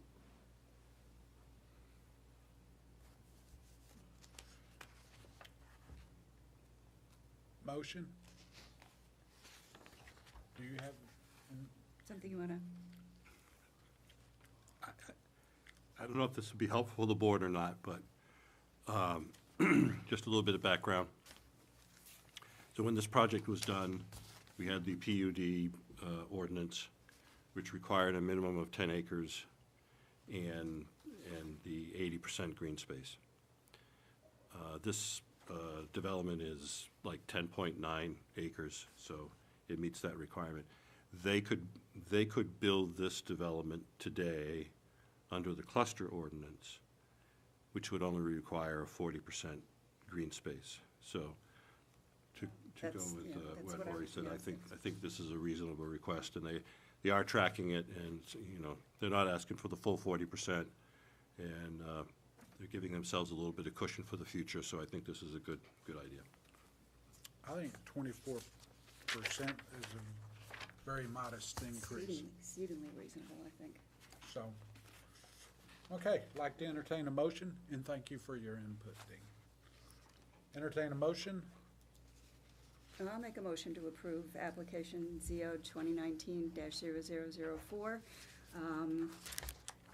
for a variance from Article 235-36, Section A of the zoning ordinance to increase the buildable limit within Mallard Cove Condominium Association from 20% as required by the original PUD to 24%, which to permit the addition of decks, enclosed and/or enclosed three-season porches on units which were originally built without them, and for the expansion of current decks or enclosed porches where they may already exist, and for the future possible construction of additional parking spaces for 4 to up to 8 vehicles. This was developed under the old PUD ordinance, which no longer exists, which required 80% green space, a minimum of 10 acres, and this is over the 10-acre size, and the request is well within the current 40% allowed. It's not contrary to the public interest, since the regulations have changed considerably over the 30-plus years that Mallard Cove has been in existence. The allowance of this extra 4% of coverage would not affect the public in any way. It's only going to affect Mallard Cove within itself, and the association will control what is built, how it's built, what it looks like, and how the space is divided up among the various units. The spirit of the ordinance is observed in that it's permitting the owners to modestly expand their space and still keep within a reasonable limit of utilization of green space and maintain a large degree of open space for the occupants. Granting the variance would do substantial justice. It will improve the quality of life for the owners at Mallard Cove. It has no negative impact on any of the city facilities or on the neighborhood. The values of the surrounding properties will not be diminished, and it would most likely increase the value of the properties within the homes within Mallard Cove. The unnecessary hardship is the fact that this is a development developed under the old PUD ordinance, which no longer exists, and they are still required to maintain those criteria, and those criteria in relation to what is reasonable today, those criteria are unreasonable. So this variance will allow them to bring their development more up to date in keeping with what's current in the city of Laconia. Okay, we have a motion. I'll second that. We have a second. Discussion of the motion. There being none, all those in favor of the motion? Thank you, it passes. Passes 5-0 for the record. Okay. 791 North Main Street. Next is application 0005, variance 791 North Main Street. It's a variance, applicant requests a variance to allow the creation of an elementary school in the professional zone. Would the applicant please come forward and introduce yourself for the record and tell us how we might help you. Good evening. My name is Mary Trull, and this is my husband, Paul McIntosh. Good evening. So what we are asking for is, we purchased this building in December, and we saw that educational purposes was allowed in the professional district. And then when we dug a little further, we saw that it was for daycare is allowed, a preschool. And what we're trying to accomplish is to open a private elementary school. It would be very small. We're hoping for 10 to 15 students this first year. If we grew too much past that, we would probably look at a different property or, look at our options. So we're just looking to start small and get this on the ground. And do you want me to read the answers, or have you already read over the application answers? Whatever you're comfortable doing. If you want to read them, that's fine. Do y'all want the applicant to read the? Sure, I'll take the presentation. Sure. Okay. All right. So we think that education is a high priority for families and for the city of Laconia itself. We aren't looking to put down public schools in any way or other private schools, and there are actually 3 schools within walking distance of this one. We think that this property in particular is in a really great location for a school because we are between the library and O-Pee-Chee Park. So we're able to, walk down to the park if it's a really nice day, or go to the library, that kind of thing. And also, it is right in the professional district, which allows families who work there to have a close option if they so choose to go the private route. Do you want to add anything? And that our school is only open from 8 to 3:15, so during the weekends and nights, which is when people would be in their apartments, there would be nothing happening at this building. It would be quiet. So we think that it doesn't give any hardship to the neighbors. Actually, one of the neighbors came over and greeted us and said they were so excited for our project. So, yeah, I think that about sums it up. Okay. So you're next to the dentist office. Yes. Yeah. Kennel. Is it? Yep. It's currently a 2-unit building. The downstairs is a unit and the upstairs is a unit. So we're just looking to use the downstairs part for the school. And in creating an elementary school there, would you be providing meals and all types of things like that, or? No, we're not providing meals, which that was one of the questions on the state application, which we do have that in for approval right now. It would be box lunch, and we are not offering any sports, so there wouldn't be after-school, activities going on. The backyard, I'm not sure if you're familiar with the property, but we know that, just to give you a size in your mind, the building next door to us used to have 2 tennis courts in the backyard.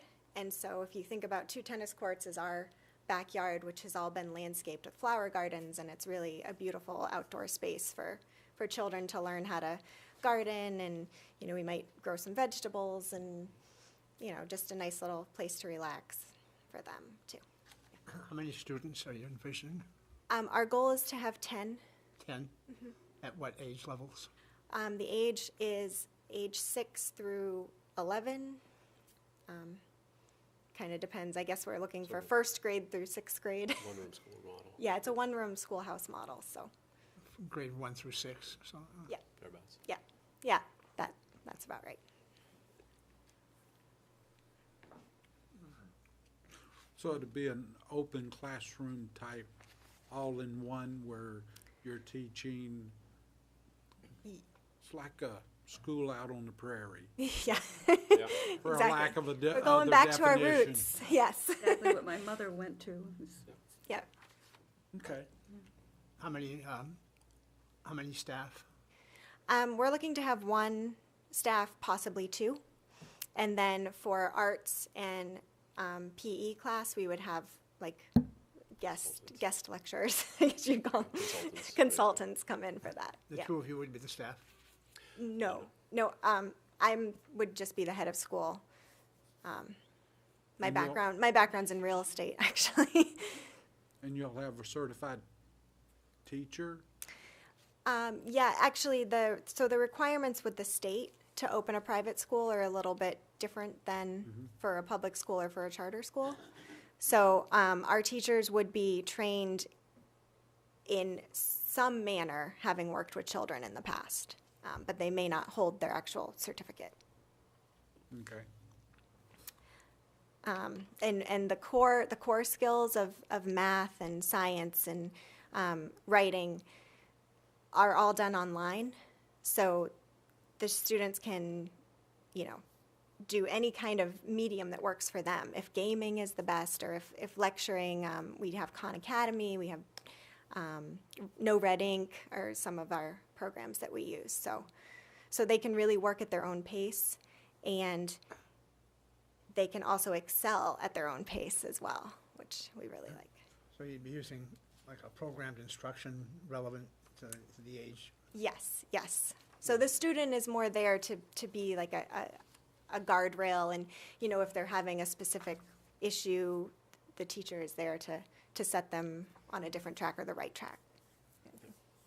So this model is, it's called Acton Academy. It's been around for about 10 years, started in Austin, Texas, and there are about 130 now schools open or opening this year around the world. And it's really a learner-driven school where, so instead of the teacher, the guide, really standing up and saying, memorize these facts, it's more about inspiring and coaching the children to continue to, they talk about 3 things: learning to do, learning to be, and learning to learn.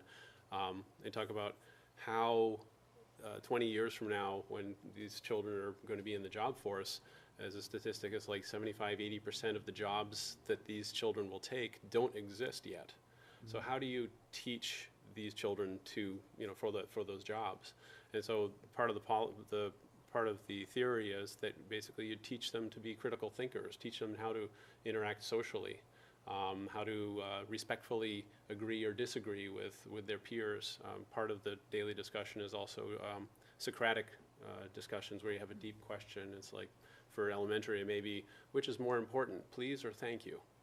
So they have to take a position on that and explain why they think that. And some may agree with that, and other children may disagree. Well, that translates, after their lifetime of education in this kind of a model, translates to a bit more practiced critical thinkers than they may necessarily get in some of the public school settings.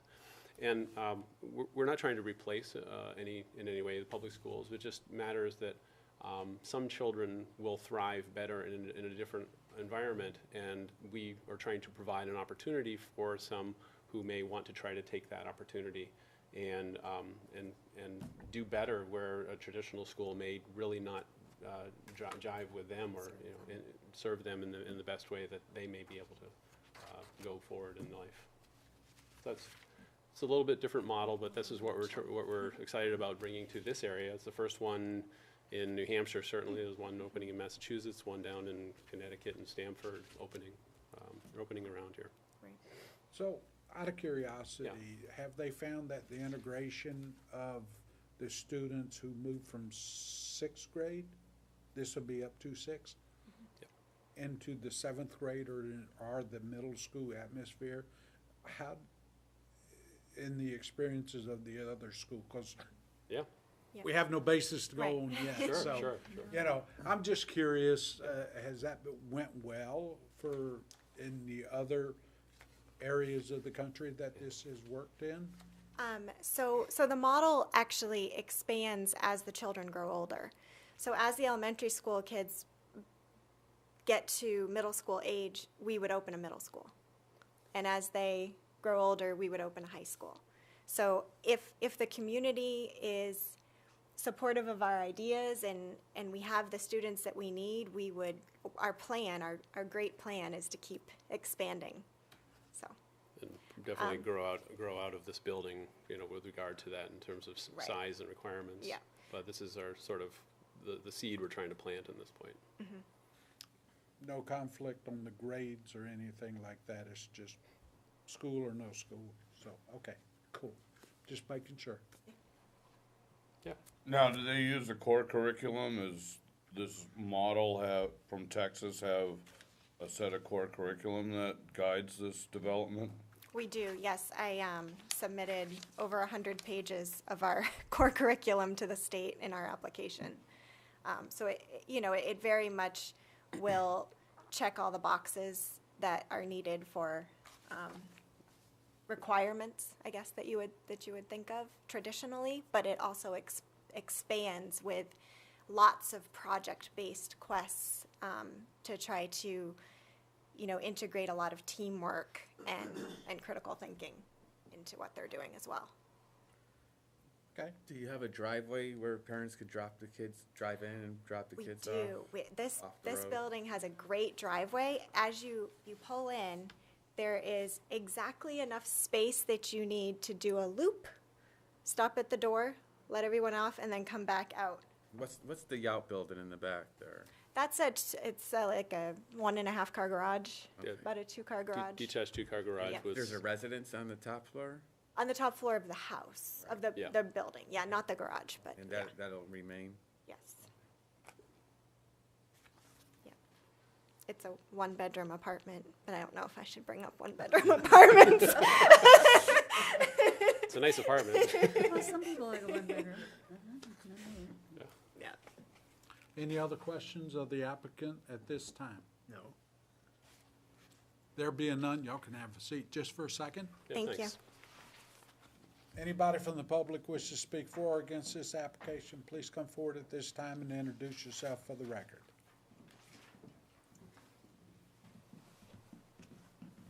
Hi, my name is Amy Good. I live on Oak Street.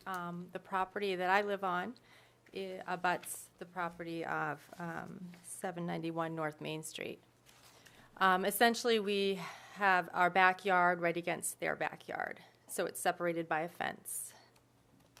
So my concerns and questions mostly pertain to the outside noise. Being a professional environment, it's been really quiet. My concern is that, first of all, if she were to eventually move or outgrow her space, then it's well suited inside for children. Would a daycare then move in and be operating from 6 in the morning till 6 at night? Would that be something that would be allowed? Currently, a daycare would be allowed there anyway, correct? Yes. Yes. So Okay. currently, whether they got permission to do this, a daycare could move there currently without even coming to the board. correct? Correct. Yeah. 'Cause- So it's okay. already zoned for a daycare. Okay, because my understanding is she's approved for 30 kids. So, 30 kids in my backyard is what I'm mostly concerned If about. I'm not mistaken, it's also zoned for a kindergarten. Preschool or kindergarten, yes. Preschool, kindergarten, and daycare. It's already zoned for, so that means that someone could come, ask for a permit to do whatever modifications, get their business license, pay for it from the city, and off they go. Mhm. So it's already there. Okay, well, those were my concerns. Okay, we live together. I live in the same property. My name is good. Jim Yon. By the way, those are excellent questions. I would have those concerns myself, so. And I guess we're not really opposed to this at all, so please don't take it that way. We just had questions about this, and the backyard. I think of a bunch of children in the backyard, and yeah, I like to go home and have a little peace and quiet and barbecue in the evening. So the 315 sounds great. I know there's no guarantees that can't change down the road, and also containing these children in the backyard. There's broken fence down the right side, which I know is not yours. There's fencing of ours, and there's no fencing through a lot of it, and it's pretty swampy in the very back. How will is it going to be my responsibility to make sure that these children don't enter my property and get hurt and become a liability to me is kind of a concern that I have. How this is going to be controlled. And also, too, I am a firearms owner, and I know that there are laws and restrictions against, having a firearm within a certain amount of distance from a public school. Will this pertain to this at all also? I don't think that, I'm not aware, but please correct me if I'm wrong, I'm not aware of any firearm restrictions as far as the location of a house to a school. I know there's drug zones that highlight sentencing and stuff if you're doing drugs within, or selling drugs or possession Sure. of drugs within that school zone type area. But firearms, the only ones I'm aware of, check with the police department, for the final say-so of that. But I think it's like carrying firearms on school property itself. Okay. Okay, and that pertains to public school. I don't know what it pertains to in a private school. So once again, I would recommend you, if that is a real concern, if this passes, talk with the police department and find out, if you're comfortable with doing that and finding out. And it's a good input about the fencing or some type of backyard security or something like that.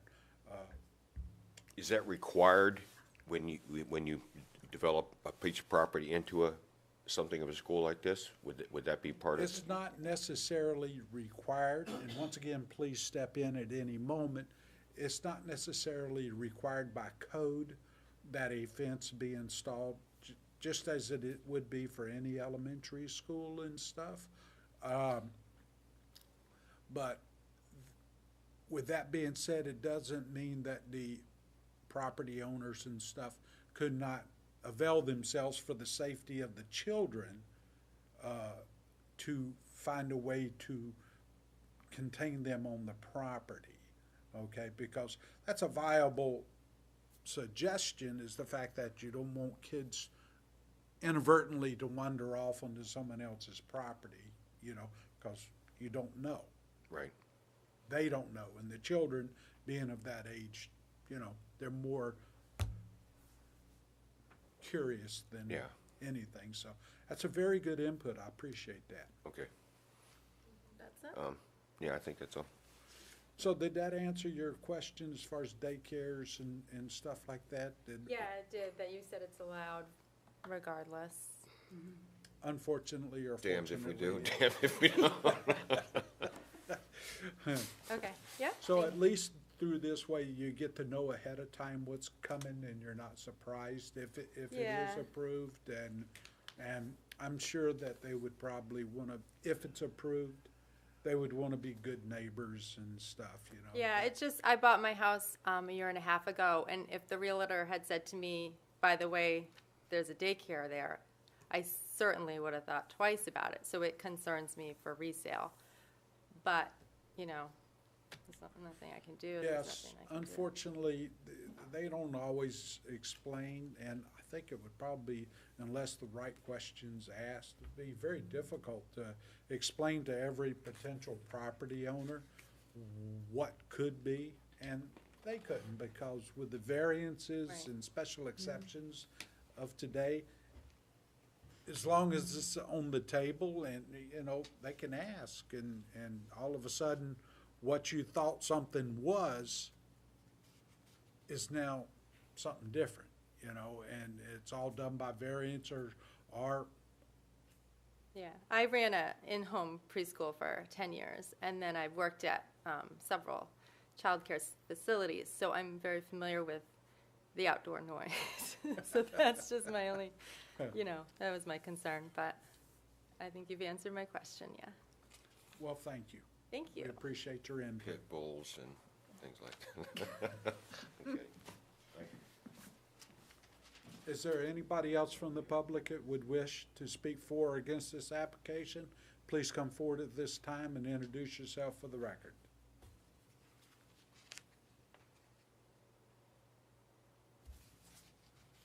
Let the record indicate no one else from the public wishes to speak for or against this application. We're bringing back to the board for any further questions. I have a question for the applicants, please.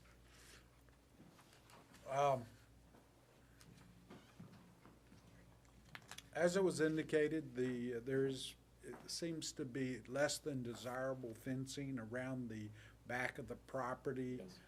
As part of y'all's proposal, would a fence be We were already gonna put up a fence, so, you know, across the back, because that's the only spot that's missing, and we were gonna talk to the neighbor about trying to fix the broken fence, because obviously we don't want that around. This is the 6th site that we've looked at. We've been trying to negotiate leases, and then we said, let's just buy a building, because the leases kept falling through, and we were originally going to be in the little house next to the Boys and Girls Club. Parsonage. The parsonage, yeah, and in the lease that we had written up, we had that we were installing fencing all around that property. So we, from the beginning, Yeah. have wanted to fence in the play area. Yeah, in general, you know, it's certainly to keep the kids, the children from wandering off, but also just from other people from wandering in. I mean, you know, more and more as you hear about school shootings or, you know, just inappropriate people. Or just people taking a encroaching. shortcut. People taking a shortcut, anything like that. So we would definitely want to do I'd that. be more along with those is also the dogs and stuff that wander, sometimes get loose and wander, and accidents, and in some cases, very bad accidents can happen in a blink of an eye, you know, and so we would encourage it, and probably will, if it's approved, condition the fact that y'all fence in that backyard so that, in a manner so that the kids would go out and play. I'll tell you ahead of time, I'm, you know, it concerns me at that age group, so. Yep. Any other questions of the applicant? Any closing comments? No, I think it's all very helpful, so thank you. Yeah, thank you. Okay, very good. With that, I'm gonna close it to the public and bring it to the board for discussion. Interesting I concept. was just gonna say exactly the same thing. It Very, sounds fascinating. Wish I'd had the opportunity to go to this when I was little. It does bring up different things, but I tell you, you know, the type of school, got to be open-minded to some of the aspects of it. People do, I think, learn at different degrees and different levels and different speeds. So, you know, if it's anything to help a kid to grow mentally, I don't mind. The location doesn't seem to be out of character for such a small school and a small venture. No, for that particular neighborhood, I don't think so at all. It's just, it's a high-traffic area, as long as, you know, they're not dropping off in the street. No, You know, as long as they can pull in there. and- there's a big parking area. It looks like a big parking area. Right. I don't see a problem at all. I think currently that parking area has big planters. Is that the one with the big planters Yeah, in front? Yeah. Yes. So that's a huge area there. especially Yeah. fenced in, I think it'll be. And that would be my only concern as part of the, if it is so approved, upfront condition is that it gets fenced appropriately so the kids have a fenced-in, safe area and not rely on fencing from neighbors to fulfill that need, but to make sure that the fencing itself is supplied by the property, the current property. I don't think it's gonna deter any of the property values.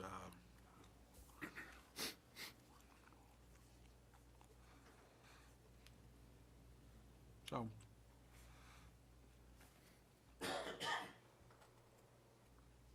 if there's no other discussion, anybody wish to make a motion? Anybody want to move other than? I'm make a motion to grant the, it's a variance, correct? Yes. A variance from Table 1, permitted uses for an elementary school in the professional zone, located at 791 North Main Street.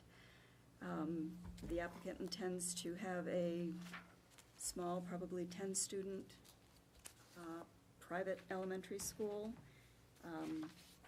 meeting all of the state standards and requirements for private schools, presently in the process of meeting all of those requirements. It provides an alternative kind of education in the professional zone, should give an opportunity for some parents perhaps to, instead of taking their kids to a daycare or something like that, to have them actually at a school from 8 to 3:15, Monday through Friday. I would just suggest that we just take the 1 through 5 that they've submitted. I think they've done a good presentation. The only condition that the board feels strongly about is that the variance be granted on the condition that the applicants fence in the property, ensuring the children's safety when they are on the property, and that the applicant make sure that the fence is maintained and not rely on neighbors to take care of that. We did have 2 members of the public speak. They were just voicing some concerns that they had. They were not necessarily speaking against it. No one from the public appeared to speak completely against it. I don't know, I don't think there's... This seems to cover them all, especially if you're gonna take the applicant's submittal and use that as your... And I think that in addition to the submittal that the supporting applicant is, documents. and the fact that the applicant is working closely with the state to meet all requirements also substantiates the validity of the application. Okay, we have a motion. Do we have a second? Second. Discussion of the motion? There being none, all those in favor of the motion? It passes 5-0. Too bad I can't be 60 years younger. Go to a Okay. cool school. Next on the agenda is application 006 Southeast 73rd Guilford Ave. Applicant is requesting a special exception from Article 5, Section 235-26, and attachment 2.3 tabled. 1, to create a boarding, rooming, lodging house. Would the applicant come forward, introduce yourself for the record, and tell us how we might help? Good evening, Chairman and board members. Thank you for having us come before you. I'd like to talk to you a bit about my parents' home and the home I grew up in on 73 Guilford Avenue. The house has been vacant for a couple of years since my parents' passing. And what we'd like to do is develop some options for the house. We've tried to sell it, and we feel that we have an asset that we may be able to utilize and put to a new use. And what we'd like to do is have a short-term rental home. Now, that could be, we could rent it as a single family. It is a large house, and I think it overwhelms people, and it's not necessarily conducive to one family unless they have 4 or 5 kids. Now, what we'd like to do is convert it to a short-term rental where we would rent it out. Short-term would be as low as 3 days or as many as a month or 2. Our target grouping that we'd like to attract is vacationers, skiers, people coming into our area.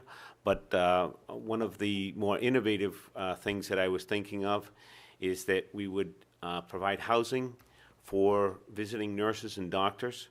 I've talked to the hospital in the past year, and they bring in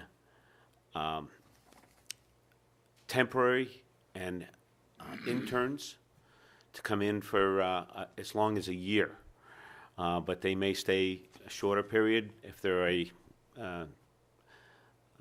traveling nurse or so forth.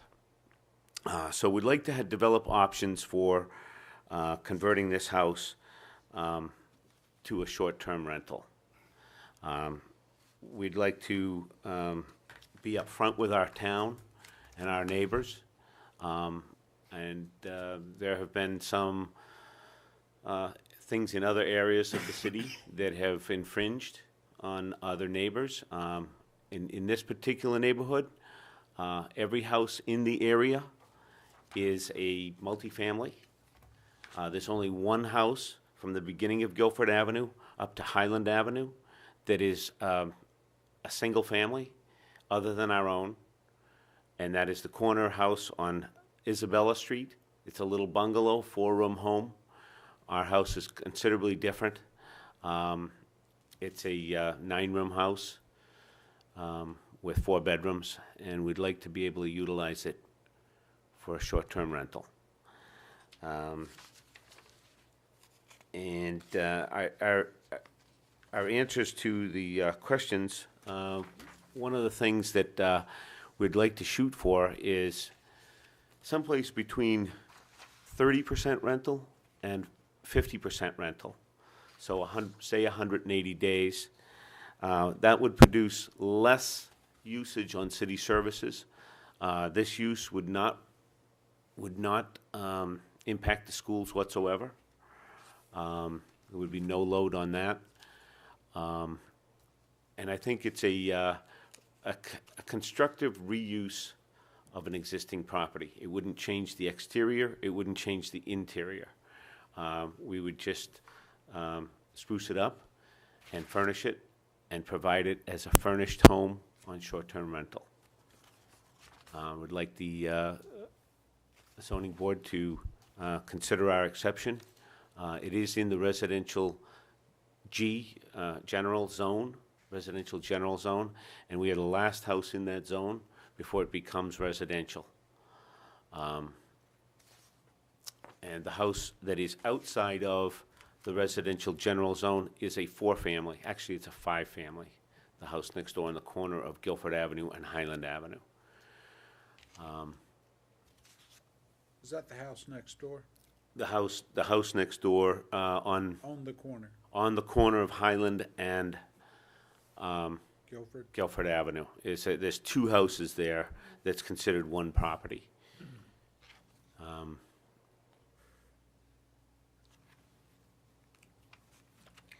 Let's see. I did enclose a little diagram, hand-drawn diagram about parking. There is 4 spots of parking in the driveway currently. And the sight lines in that area, leaving that driveway, would not change.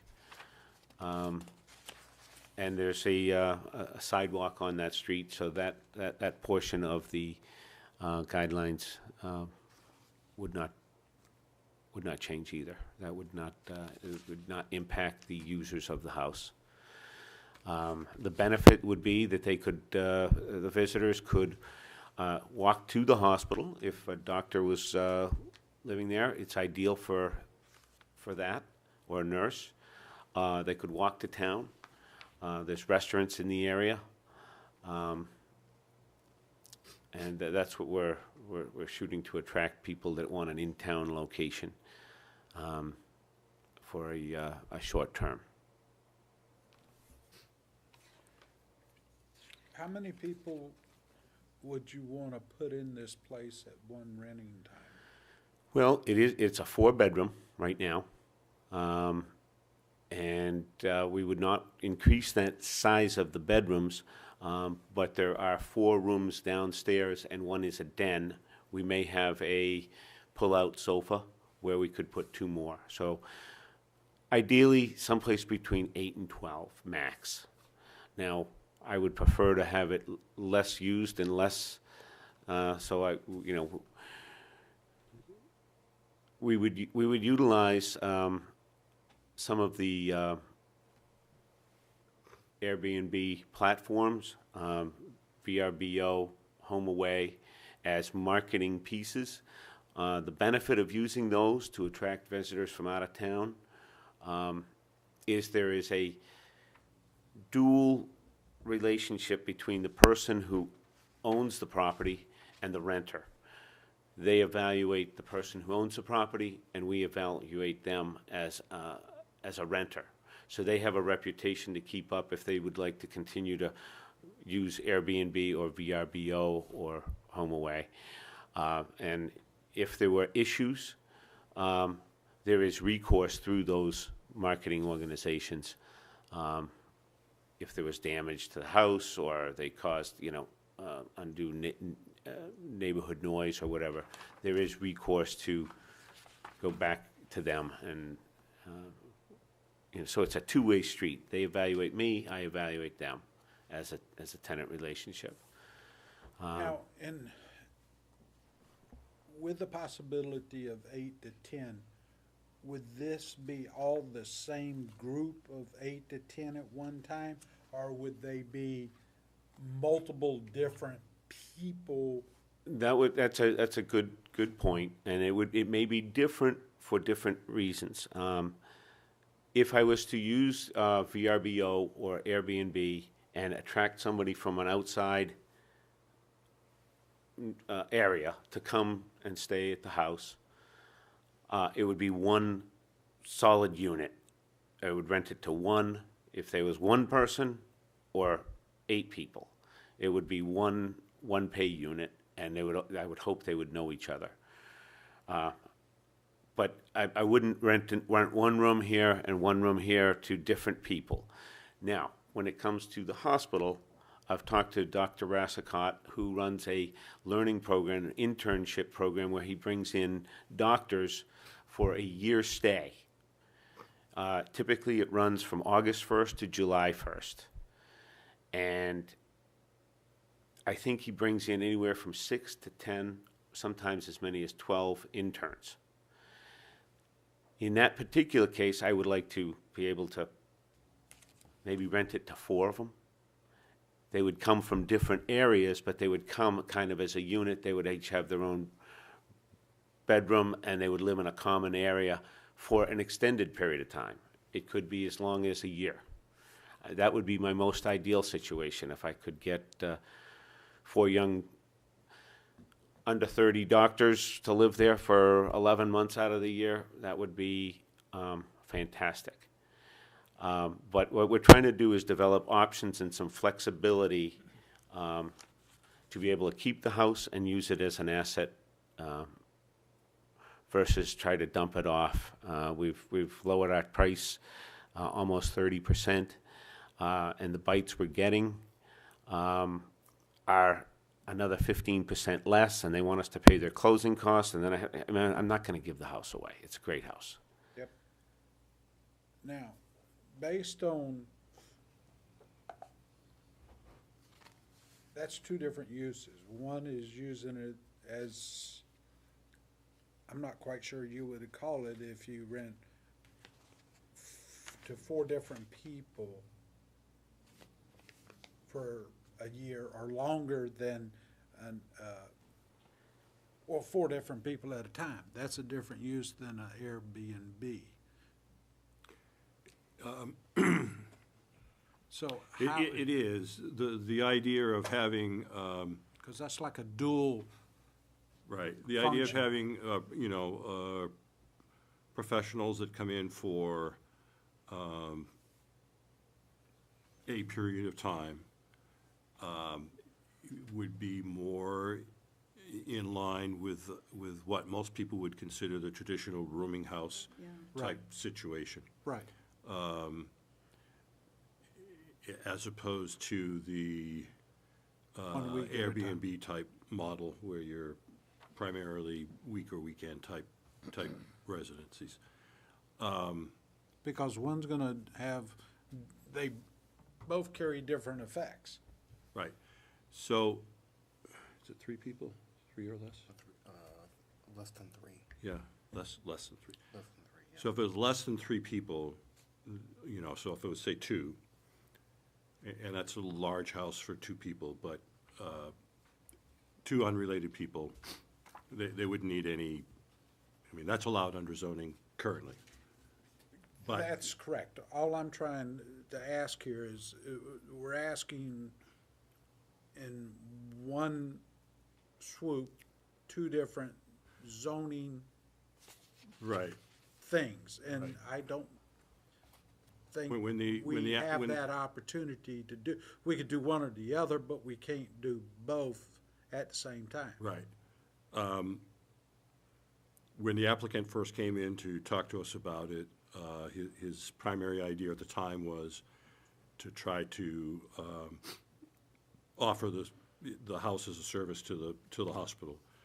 And so that puts it in the traditional rooming house type situation, still needs special exception Right. in this zone. But the scenario that he's talking about, if that's the way it goes, if these people are there for 6 months or more, then they're not a short-term rental under our definitions. Now, to kind of have a fallback position, if you will, that if I don't get some doctors or nurses this year, then I'll do the Airbnb routine. That's a different animal. So, We can't grant both at the same time. well, Because under the current interpretation of our zoning, and the way we're enforcing the zoning currently, you're enforcing there the is, zoning. there is no difference between Yeah. what most people would consider a traditional rooming house and a Airbnb type rooming house. A rooming house is a rooming house. The people are paying to stay there, and they don't own the property, and they're not under a long-term lease or anything like that. So that's a rooming house. As you know, there are efforts underway to perhaps add or change something in the zoning, but that is not in effect at the moment. So you realize the difference between the two, when you're renting units out for more than 180 days, there's, I feel I can do that now. and if I wanted to rent the house, I could rent the house. And it would be for the 11 months. I may find that there are short-term nurses and doctors that need housing that is furnished, who would just like to come, visiting nurses that come to the hospital, or a technician that runs the MRI machine, or an anesthesiologist that may have a 3-week stint at the hospital. They do hire consultants when a doctor needs to go out on vacation. They need to fill an anesthesiologist position, and they may hire a consultant. And the nurses and doctors move all around the nation. And this would be an opportunity to rent to them as well as vacationers. What I guess I'm asking for is I want some flexibility. I'd like some flexibility to be able to utilize the property. I'd like to be upfront with everybody and let everybody know. I've spoken to my neighbors. There's 2 that I'm concerned with that have been there as long as I have. Mr. Bro in the back and Mr. Eshelman on the right-hand side as you're facing the house that's identical to this house. Mr. Eshelman is here tonight, and it's, you know, he may speak about this, but the other homes are non-owner occupied that are in the area. They're investor-owned. I know Mr. Damaris on the Highland side. His son and him do a great job maintaining that, and they've got good tenants in there. I have not talked to him, but I believe he would be fine with it. I know him from way back as well. So I guess what I'm asking for is some flexibility to be able to utilize the property as best I can and not be limited. And the way I feel that it could be done is through a short-term rental. Should I need to do that, I would be a respectful host. I live in the area. I live less than a mile from there. I work less than a mile from there. I go by the house twice a day. I'm here in town. I'm not an out-of-town person that's purchased the property just to do this. I grew up in the house. We've owned the house since 1959. I surely don't want to see it trashed. I don't want to see my neighborhood trashed. So I feel that I would be a good host for anybody who would want to live there. I do have an apartment house on Pleasant Street that I maintain and keep up as well, plus the property on Church Street that I feel that I keep up and maintain. So I'm not somebody that's just, you know, You've been here coming a in. while. Yeah. You and your family? Yeah.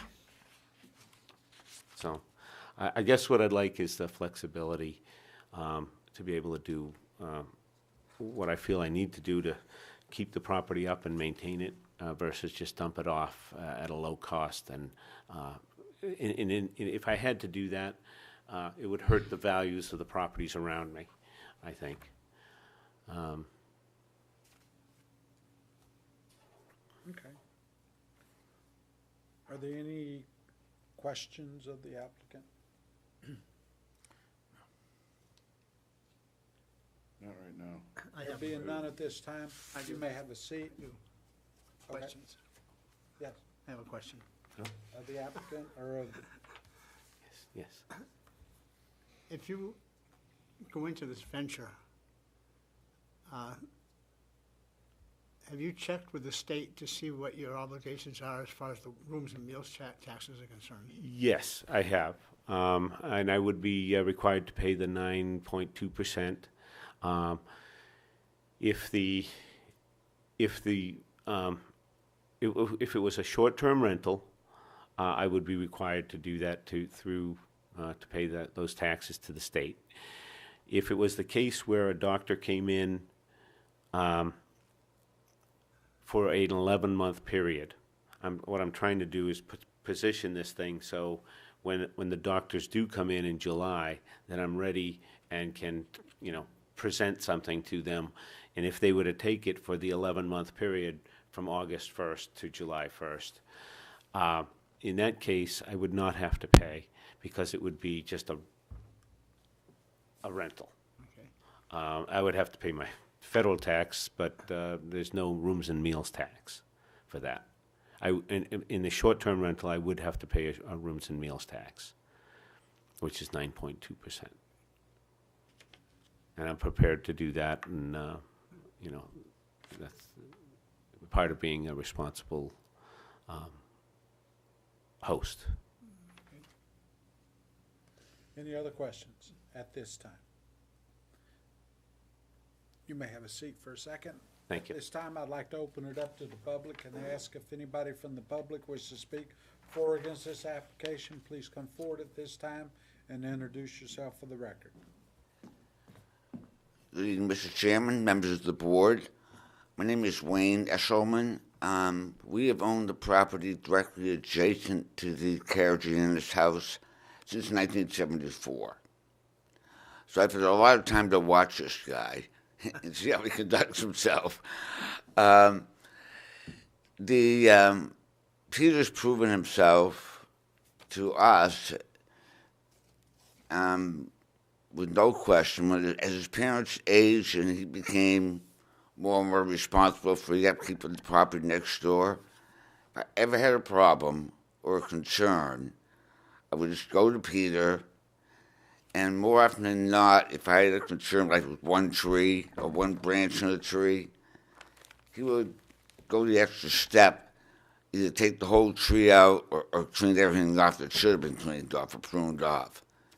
So from a responsibility standpoint and a neighbor's standpoint, he's certainly proven to be someone that I'm going to be happy to have him still next door or still in charge of that property. Our house has been a single-family house now for about 12 years, because I gave up trying to rent the thing. It was just too much hassle. And you get somebody in there paying the butt, you can't get rid of them. So we opted out, said it's not worth it anymore. So that it's been functionally a one-family house. On ours, right next to Peter and Lydia's house, which is also one family. But I think that this is an application that should be approved. If we can depend upon Peter to act responsibly.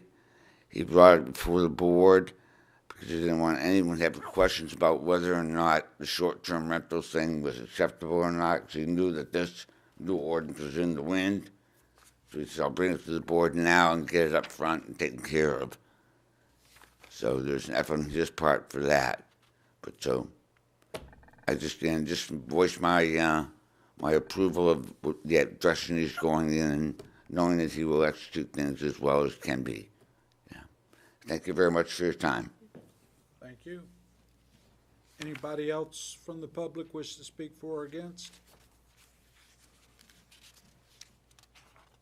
Hi, how are you all this evening? My name is Laura Dunn, and I own the property across the street from 73 Guilford Ave. I'm very concerned about this application for a number of reasons. And first, I wanted to start off that absolutely has nothing to do with the family. Wonderful family. My brother cut down his tree in his front yard. Great family. Some of the concerns I have are the house is currently for sale, and as Karen explained to me, this application doesn't go with the name, it's with the property.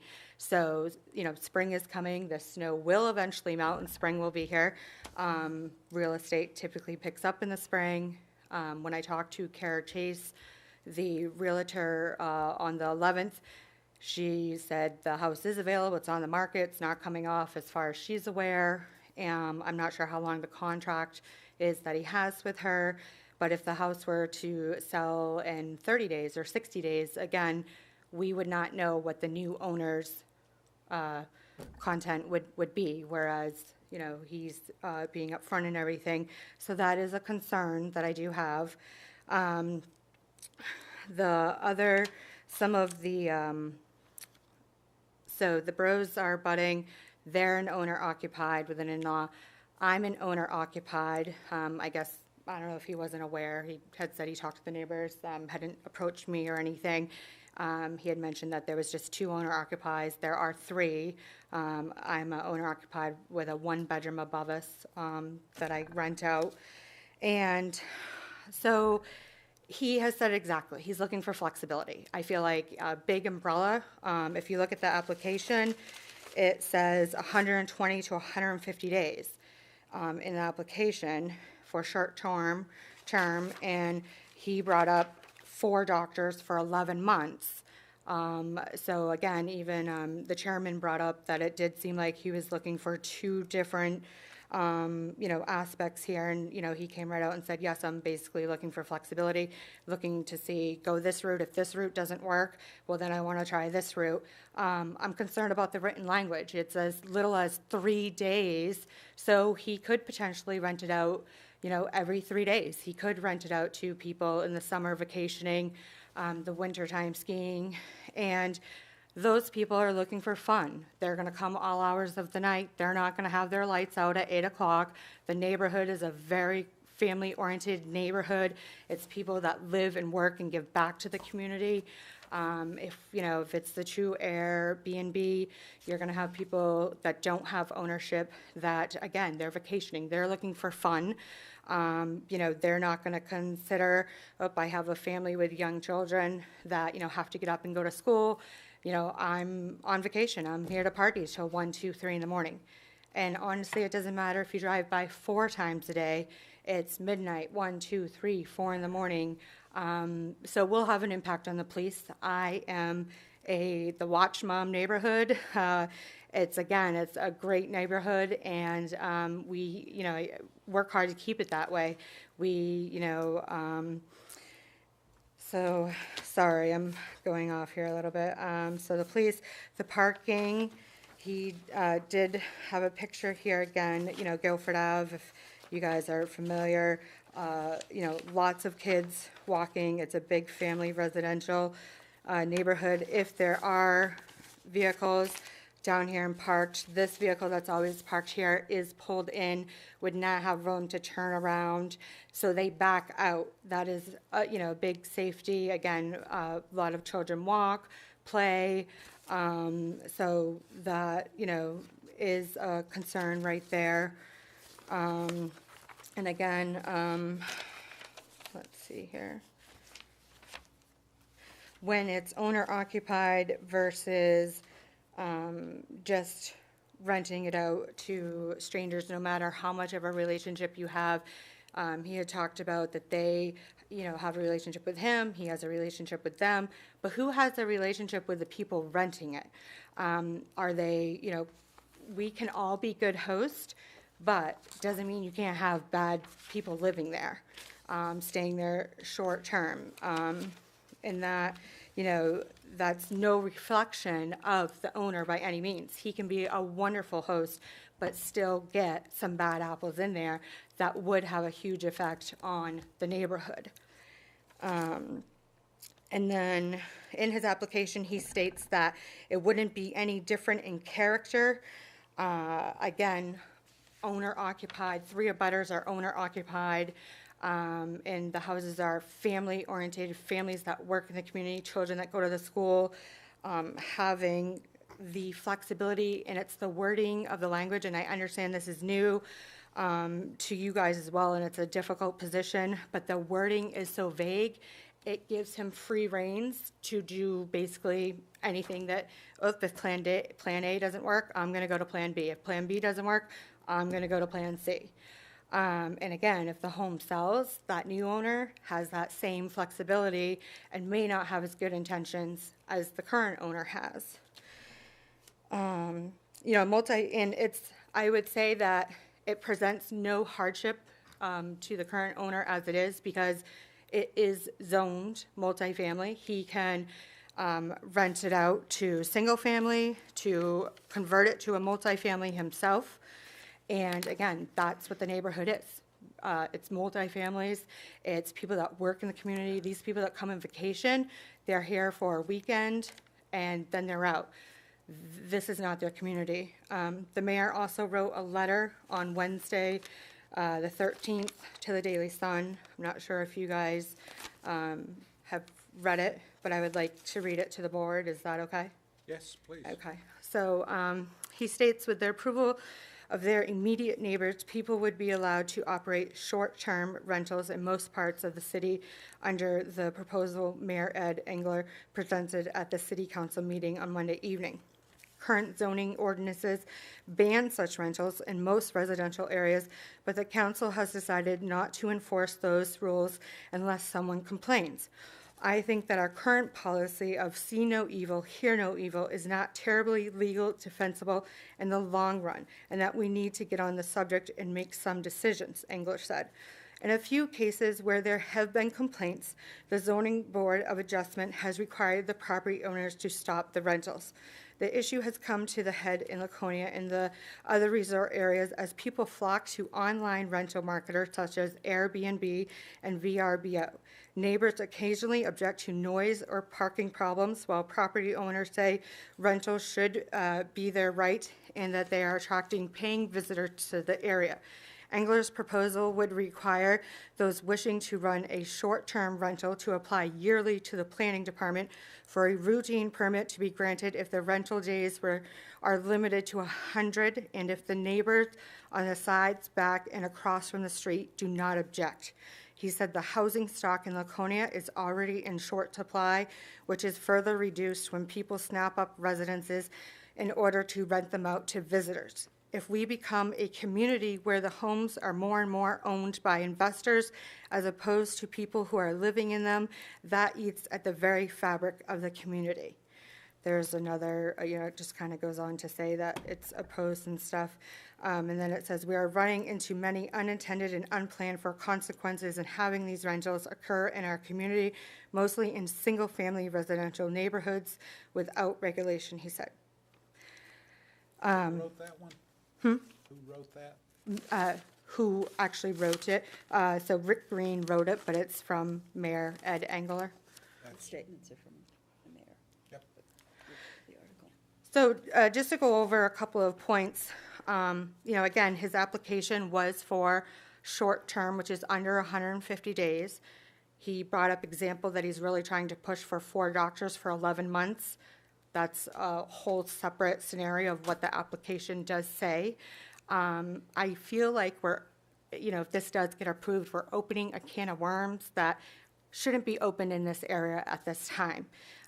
The way that the language is written is so vague, it would do more harm to our wonderful neighborhood and community right now than if it were to be approved. I would go on to say that it would definitely change the character of the neighborhood. So not only the safety of, backing out, how it's children, the character of the neighborhood. Again, when you're renting it, he would have the free will to rent it, as he stated, 3 days to 180. And if he does vacationers, the noise complaints. So police would be there more often because, again, that's in there. And as much, just would like to stress, because I think he said it 4 or 5 times, how much of a good host he would be. I don't question that. Again, the family is wonderful. My brother has done work for him. If this was Santa Claus putting in the request, I would be here. If this was my own family, I would be here just objecting because it's not a fit for the neighborhood. It does change the character. And again, driving by, 2 times a day, you can still get bad apples in there at night that would, affect the safetiness of the neighborhood and the concerns. And I did bring up how it doesn't create a hardship for him because, again, he, even the mayor states, I volunteer at Pleasant Street School. I'm there 3 times a day. My children go there, great school. The feedback I get from families, they can't find a place to rent for the life of them. They have 2 or 3 families. They need a place like this. I'm not sure if he's tried to rent it or if that's just not what he wants to do. But I see it on social media, you know, or it is zoned for multifamily that he could change. So he has options that are currently zoned for this house that would be fine, that would be great for the neighborhood. Get some working families in here with some more children. That's what this neighborhood is, not an Airbnb that people coming and going all hours of the night and just have no, you know, pride that this is their city that they live in. They're just here to vacation. 3 days later, they're gone. I think that's it. I have a question. Yes. How would you characterize Guilford Ave, Route 11A? Would you consider that one of the, going down into Union Ave as one of the major ingress and egresses to the city of Laconia? So where on Guilford, so where are you talking about on Guilford Ave? All Guilford Ave. You start from Union Ave and you drive to Guilford. Okay, so what, I guess what are you, because where I live. Fairly intensely traveled route. Yes. Oh, yes, Guilford Ave is well-traveled, right, but if you stop at the blinking light, where if you were to turn up to Highland, if you're talking about that Guilford Ave stretch, which that is where I live, it's very family-based. There's probably 30 to 50 kids in that stretch of neighborhood. It is working families, kids in that area. That is the neighborhood. If you go up past Peaches, I mean, that's a business end. I mean, and I don't live on that end. I don't feel I could give.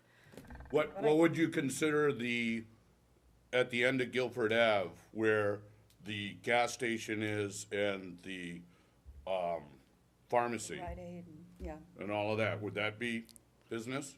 Oh, yes, that's business. Mm-hmm. Because it is. Yeah. Right, that. It's zone business. It's, All right. No, but I think. And this is zoned residential. That Guilford Ave is one of the major ways that anybody coming into Laconia, one of the major routes somebody's gonna take. No matter what the character of the neighborhood is. I think that's the point that Mike was going for, is that it's a busy road anyway. Because it's one of the major roads into But Laconia. down on that, on the store, that is zoned. But aside from the zoning, I mean, just the fact that. Oh, yes, if it is if I'm busy. driving And it doesn't need to be any more busier with. Yeah, it's right. just a really, really It busy is very road. busy, One of yes. the major I can't access tell you how many points. times I've been out there and I've said, no, don't cross, don't get the ball, cars are coming. Right. And again, this is what I'm trying to stress is renting it out to Airbnb, it would increase the traffic. I mean, he's saying 8 to 12 people. I mean, that would, you're not talking about a single, family with 3 kids that work in the community with 2 vehicles. 8 to 12 people is a big difference, so. And I just strongly feel that, what he's asking for, his own words, the flexibility, he's really asking for 2 separate exceptions, so. Okay. I'd like to talk about one of your points. You talked about the, not the variance, but the special exception lasting in perpetuity. Well, it doesn't have to. And the way I vote on these, and I can tell Mr. Karajanis right now, if I have my way on this, I like to see us stipulate that the special exception ends when the person who applied for it sells the property. So it doesn't end, it doesn't go on forever. Okay, that wasn't, I specifically asked Karen, I have her, she gave me her card, Karen Clark, the zoning technician. Again, that was one of my main concerns, and I asked, and they can go she on. specifically said it's with the property, so if this gets approved, it's with the property, so. Okay, but you would put in that if it were to sell, that it would just go back to residential or multifamily, Sure we can do that. so. I'm not sure we can do that. I think we can. I thought we talked about this the last time, and that we discussed this. I asked the question just recently concerning the Church Street application as to whether you could apply a condition on it for a certain owner, and the answer I got from legal was, no, you could not do that, that it would go with the land. Right, Answer the was only what? time it would cease, and please correct me if I misstate, is if it's not utilized in a 2-year time period. Right. Is it 2 Because they years? do lapse. If 2 it, years. if They're not it used. lapses with a 2-year lack of use. Yeah. But other than that, it transfers with the property. Right. Yeah. So if it's applied and he sells it and the new owner continues to use it as a boarding house or rooming house, then the special exception goes with it. If the new owner didn't and lived in it or rented it full-time for a period of 2 years, then it would lapse. Right. And it would no longer be in existence, but there has to be that 2-year gap. Because that gives the owner of one of these properties an unfair advantage at the time of sale, as opposed to his next-door neighbor. Right. Well, I was going to note that I do wonder if it's going to be advertised. You know, it's been on the market since April 3rd of last year, and I don't blame them. I wouldn't want to give it away either, because, you know, parents worked hard for it, lived there, great family. But is it now going to be advertised, oh, it's, you know, it was approved for an exception of Airbnb, who wants to buy it now?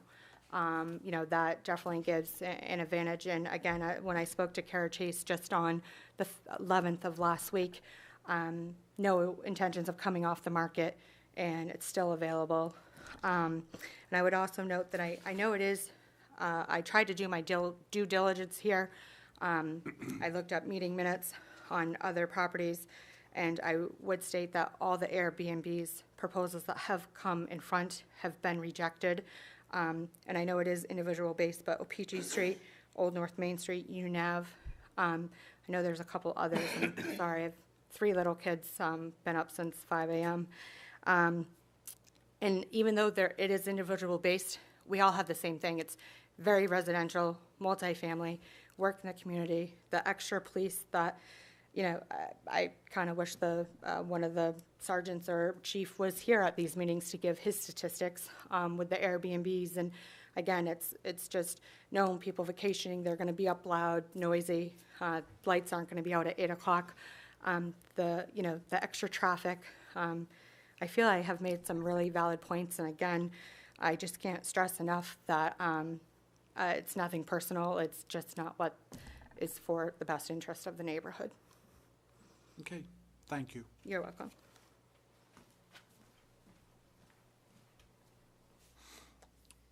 Okay. Any other questions of the applicant? Oh, please.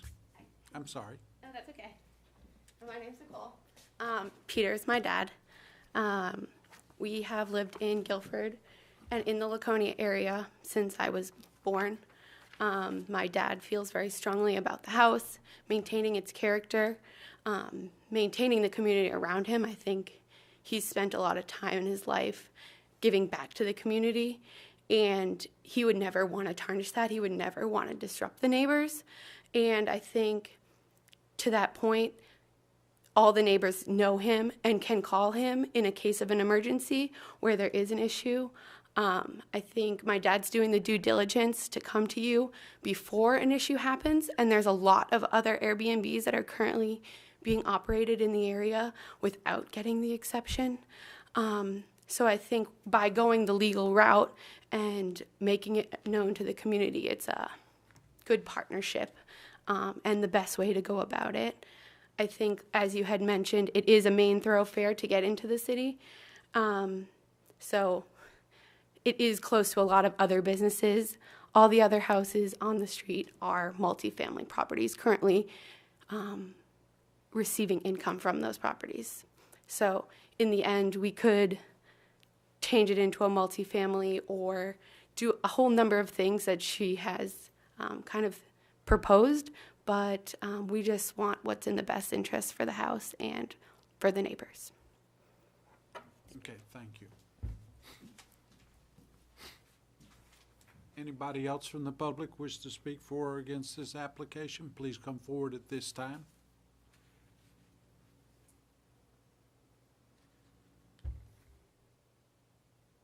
With that, let the record indicate no one else from the public wishes to speak for or against this application. I bring it back to the board. Any questions? To each other or from staff? to the applicant or to staff? Oh, no. Before discussion. Not there yet. All right.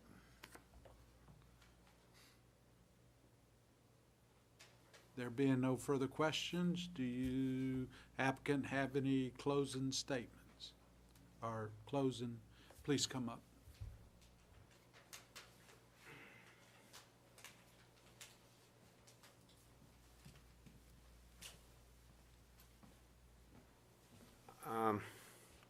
I do understand Mrs. Dunn's concern. I did not know her beforehand. I guess she's lived there a few years. I see them on occasion. I never see any kids out there, but that's what it is.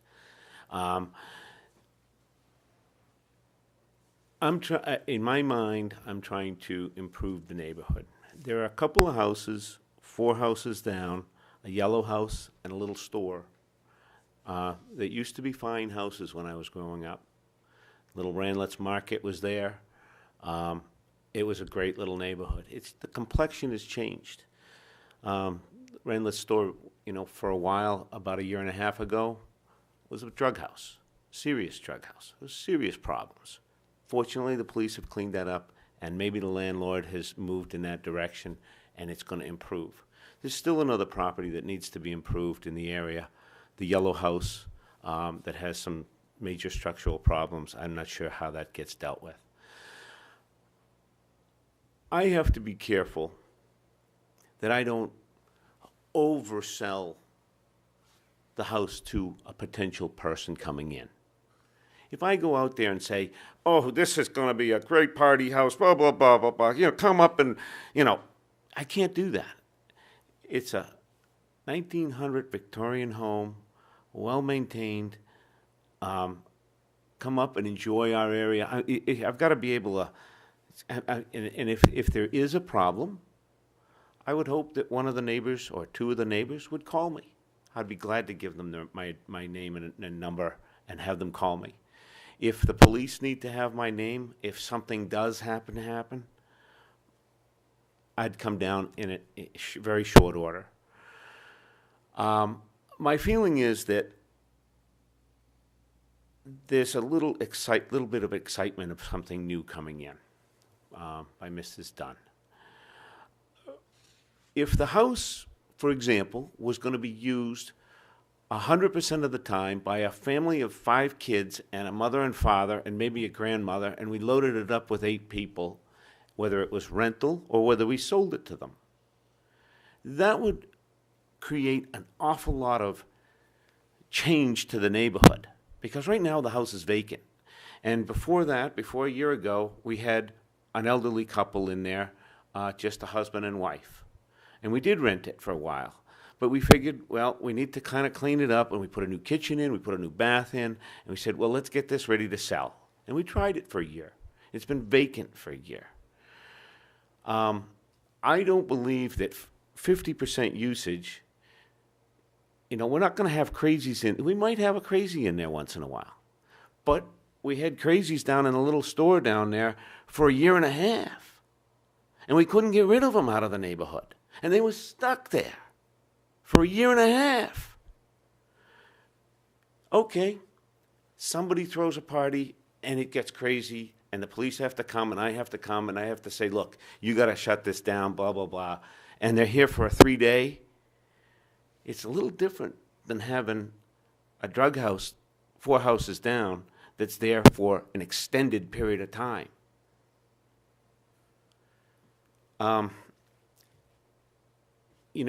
I would like flexibility to do with my property rights kind of thing.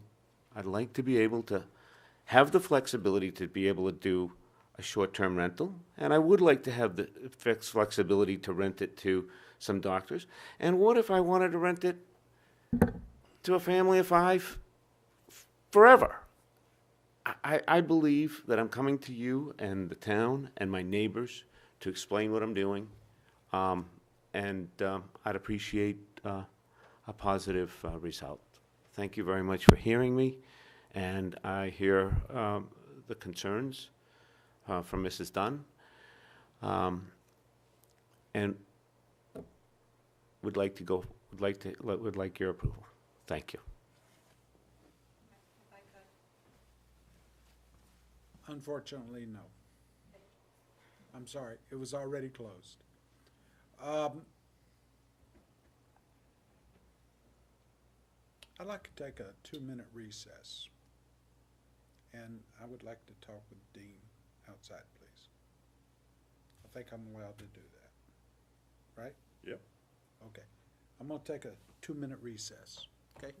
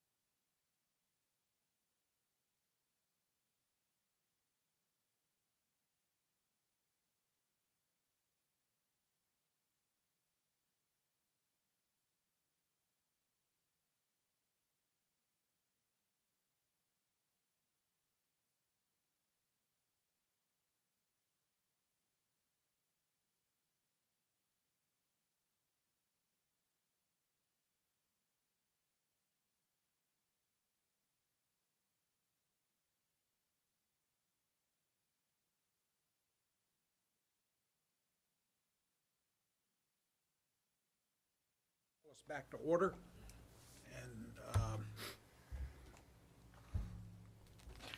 So, on purposely didn't close it to the public yet as far as that. So is there any other questions? And there's no more closing comments from the applicant. I don't want to close it to the public yet because I want to explain something at least that just now became clear to me after having a discussion. In this application here brought it to the surface. A question was asked a while ago. What is the difference between an Airbnb and a boarding house? And when it comes down to it, there is no difference. So based on what we have in our zoning is we are granting not an Airbnb, we're granting a boarding house, rooming house. Okay. Consequently, what they do with that, How they market it. how they market it, is of no consequence to us because within a boarding house, and please correct me if I sidestep wrong, okay? But with a boarding house / rooming house, they have the flexibility to already rent within any time structure they choose. Okay, from a weekend, I don't think there's any minimum, correct? So they have that ability in renting with a boarding house / rooming house. They can rent at a minimum of whatever, 1 day, all the way up to years or 2 years or whatever they wish. It gives them that broad approach. They could put multiple people, different people, in the rooms if they so choose. They can put traveling nurses, traveling doctors, whatever, or one person per room could be 4 different people if they so choose. Those are what makes up the boarding house, rooming house. Okay? So all that really matters has nothing really to do with the Airbnb. So, in looking at this, we have to, if it's a boarding house / rooming house, then parking is a player, okay? And then you have 4 rooms, possibly 5 rooms. So that means each room would need at least 1.5 parking spaces? We don't define it for that kind of a use, so I. Not just a bedroom? No, we do. Yeah. For a rooming house? Yeah. I think it's 1. I think it's 1 per room.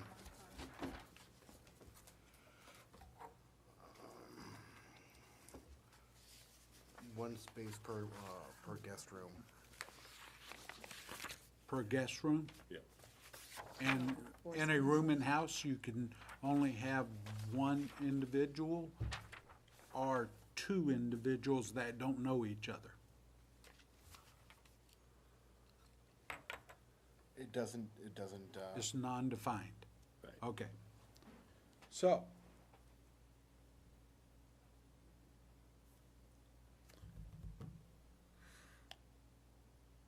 that's part of the stuff we have to look at. They can utilize it whatever way they want, under the boarding house / rooming house terminology. So is that kind of? Ask for clarification. Absolutely. Boarding house. I was under the impression that a boarding house, meals were provided. No, No. No? no. Room and board? If you're offering a place that says for room and board, but a boarding house does not necessarily, just because it's a boarding house does not mean it's room and board. It's just a place to sleep. Then why don't they There just may say? be a facility to cook your own meal, and most of them have that. most of the places that have come to us that have asked for A exceptions. common kitchen, Have a a common common kitchen, bathroom. a common bath, and then separate rooms. And that's what constitutes the boarding house that has come before us before. But the meals are not provided. You make your own in a common kitchen in the boarding house. Right.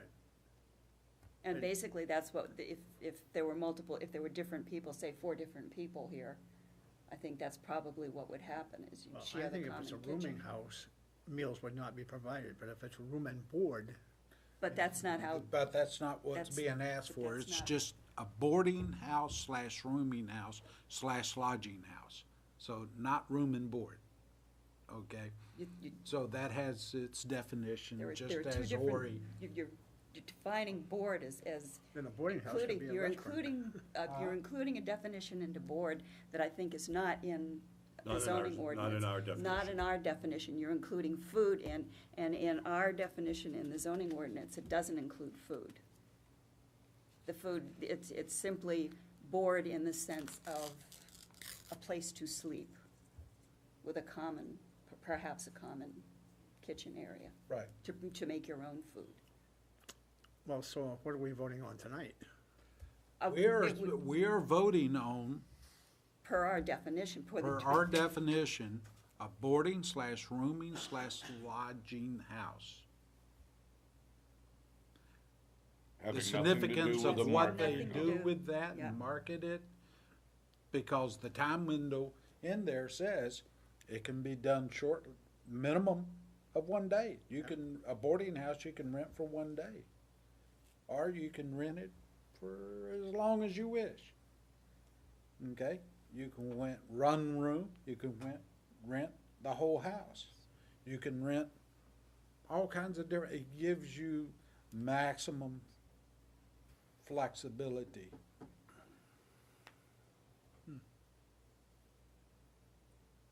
Correct? So, now, with that said, the young lady, because I kept it open for a reason, because this is a significant finding, at least based on me tonight, of understanding. You had a question, ma'am. I'm going to allow you to ask your question. Ma'am? Okay, sorry, I thought you had said before you left the room that it No, was closed. I changed my mind. He's reopened. Good to be the Because same. we've Yeah. had new information Good to be the that changed Okay. what we thought we were doing to what we're doing. No, not to, I mean, if you look at the calendar here, I mean, it does clearly state, even though I said Airbnb, the owner had said Airbnb, I wasn't saying that the Airbnb and the boarding and lodging are two separate things. And I just wanted to note first that I've lived in my home 16 years. He had said a couple of years, and that's what I was just gonna bring to the board, that I haven't just, I'm not a new owner, I've been here 16 years. But it's still, even with boarding, lodging, rooming, it's still the same concerns in the application. So I guess I'm not sure what you were asking. Wasn't asking anything. I was informing the board. Okay, yeah, because I mean, There still, he, I would point out that he mentioned he would turn the den into a room, so that'd be 5 parking spaces. Again, the wording is so vague, and who's gonna go in and inspect and make sure that the den is not a room, or, the living room didn't get put into half a room and that's another parking space. Again, I think even under, maybe I didn't bring up boarding, it says it right here on his application under A, it's boarding, rooming, and lodging. So all my concerns were about boarding, rooming, and lodging, the parking, the police, the noise, the excess traffic, again, doing, in here it says 120 to 150 days is what the rental period would be. But then on one hand, he said he'd, rented out for 11 months. So I was just looking for, clarification, but as he stated, he's, looking for flexibility, I guess. But again, all my points that I brought up earlier, it's late, I don't feel I have to keep you guys here any later, and I, missed out putting my 3 kids to bed. I feel like the points that I made are still valid for the rooming, boarding, and lodging. Yep. Thank you. I appreciate it. Okay. Once again, are there any questions of the applicant? Any closing comments? Okay. With that, I'm now going to close it to the public and bring it to the board for discussion.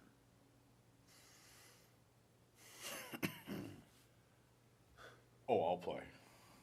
And then I will. All right.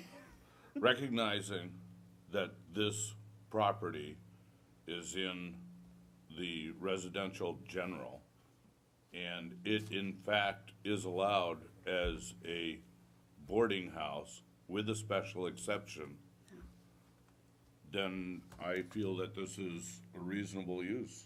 I think that for the first time here, we're seeing something that's not in a straight residential. And certainly there's multifamily all the way around it. And I think it's a reasonable use.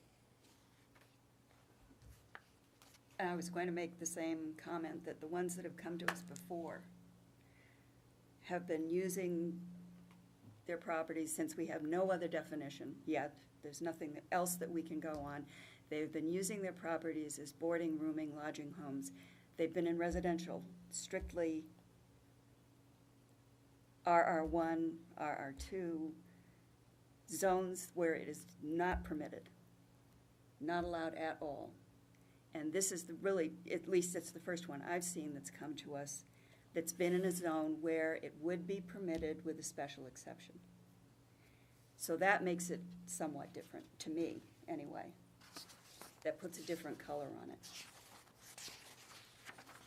The location, and granted, it's residential and they're multifamilies, but it's also very, very close to commercial. The street is already busy, true, but that's going to be, it's going to remain busy. It will get busier. Summer, it's going to be extremely busy. It's always busy because it's one of the main thoroughfares coming into town. I would be inclined to say a maximum of 4 boarders of whatever, whether it's a group or not, 4 cars, 4 vehicles, 4 rooms in use, because there are only 4 parking places. I agree. So the parking, put a limit on the occupancy, the use of the rooms, so that there would only be 4 vehicles there. Now, this is not the only property we have heard in an RG. Is it? No, it's not. So to say that just because it's in an RG gives it more value than one. The reason why I'm saying that, because the very next application was in an RG that we're asked to hear a rehearing. And if you start to say that just because it's in an RG, that's the reason you would say yes, then we have to. I said it's the first one I saw. I didn't sit for that one. Right. It's the first one, and. But Michael did, and that's I why stand corrected. That does make it different. That does change it for me. It gives it, I'm not saying I would necessarily approve it, but I would say that it has based on our zoning ordinance as it stands now, they have more of a leg to stand on than someone coming from a zone where it's not permitted at all. It also depends on the character of the neighborhood. And while this is a residential neighborhood and there are kids and there are multifamily homes, it is a different character of neighborhood than, say, the one that comes next, or the ones that I've actually sat and heard where have been really old, quiet, lakefront residential neighborhoods where clearly that kind of usage is completely inappropriate. So you're saying to me that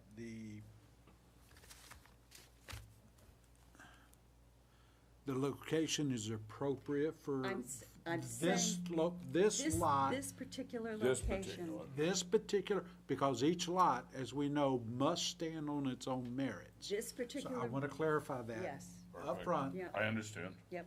I I stand have reasons corrected. for saying what I say, so. I I'm- concur. This So- particular lot would be appropriate for the use, Okay, because there are multifamily homes in the area anyway.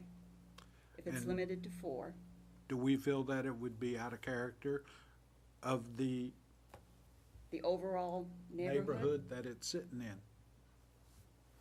I don't see that it is grossly out of character, the way some of these others that have presented to us have been.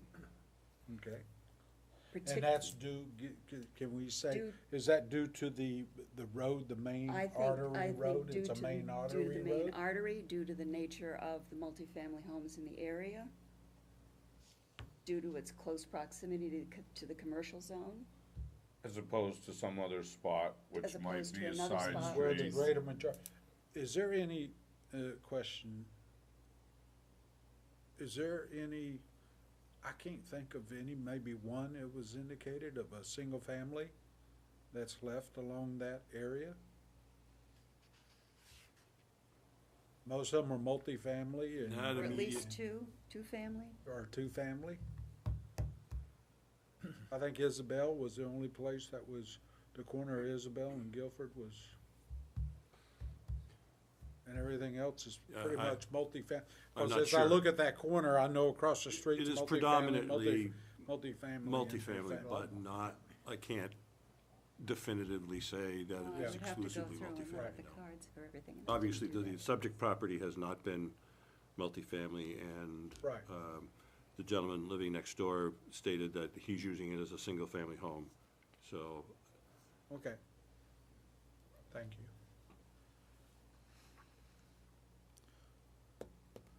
So we know that the use is specified in the chapter. It will not create undue traffic congestion or impair pedestrian safety, because it is I don't want to say a major artery, but I would say it's a main artery. I would say it's a main artery. I would also say that if he rented it to a single family, he could rent it to a single family with 4 cars. Each, say, an adult and 2, adult and 2 teenage kids, each with their own car. There could be 4 cars there anyway. If he rented it as a single-family home, there would be no restriction on his parking. That's true. So there could be as many vehicles there as he wanted. So once again, we fall back under the liberal latitude of that zoning category. Okay. Okay. The request will not overload any of the public water, drainage, sewer system, or any other municipal system, and will not be any significant increase in stormwater runoff onto the adjacent property or streets. I don't see that any of that is going to change. The physical Physical house aspects of the house is not gonna going to change. The requested use will not create excessive demand for municipal police, fire protection, school solid waste disposal services. I don't believe so. It certainly isn't going to increase the demand for school. How many cans would they be allowed as a rooming? Garbage, yeah. Is it still the two? 2 per home? It's not 2 per room, and it's not like an apartment where each apartment gets 1, or they get a maximum of 7 or 6?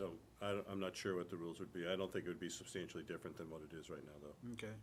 Any special provisions for the use as set forth in this chapter are fulfilled? I would believe that whatever specifications the city set for him would be fulfilled. I'm not sure what those specifications That's- are. That's what my question was. What I any would- special, For certain special exceptions, there are specific criteria, there are special, I mean, will he have to abide by certain fire codes? yes, Well, we'll get to that, but yes.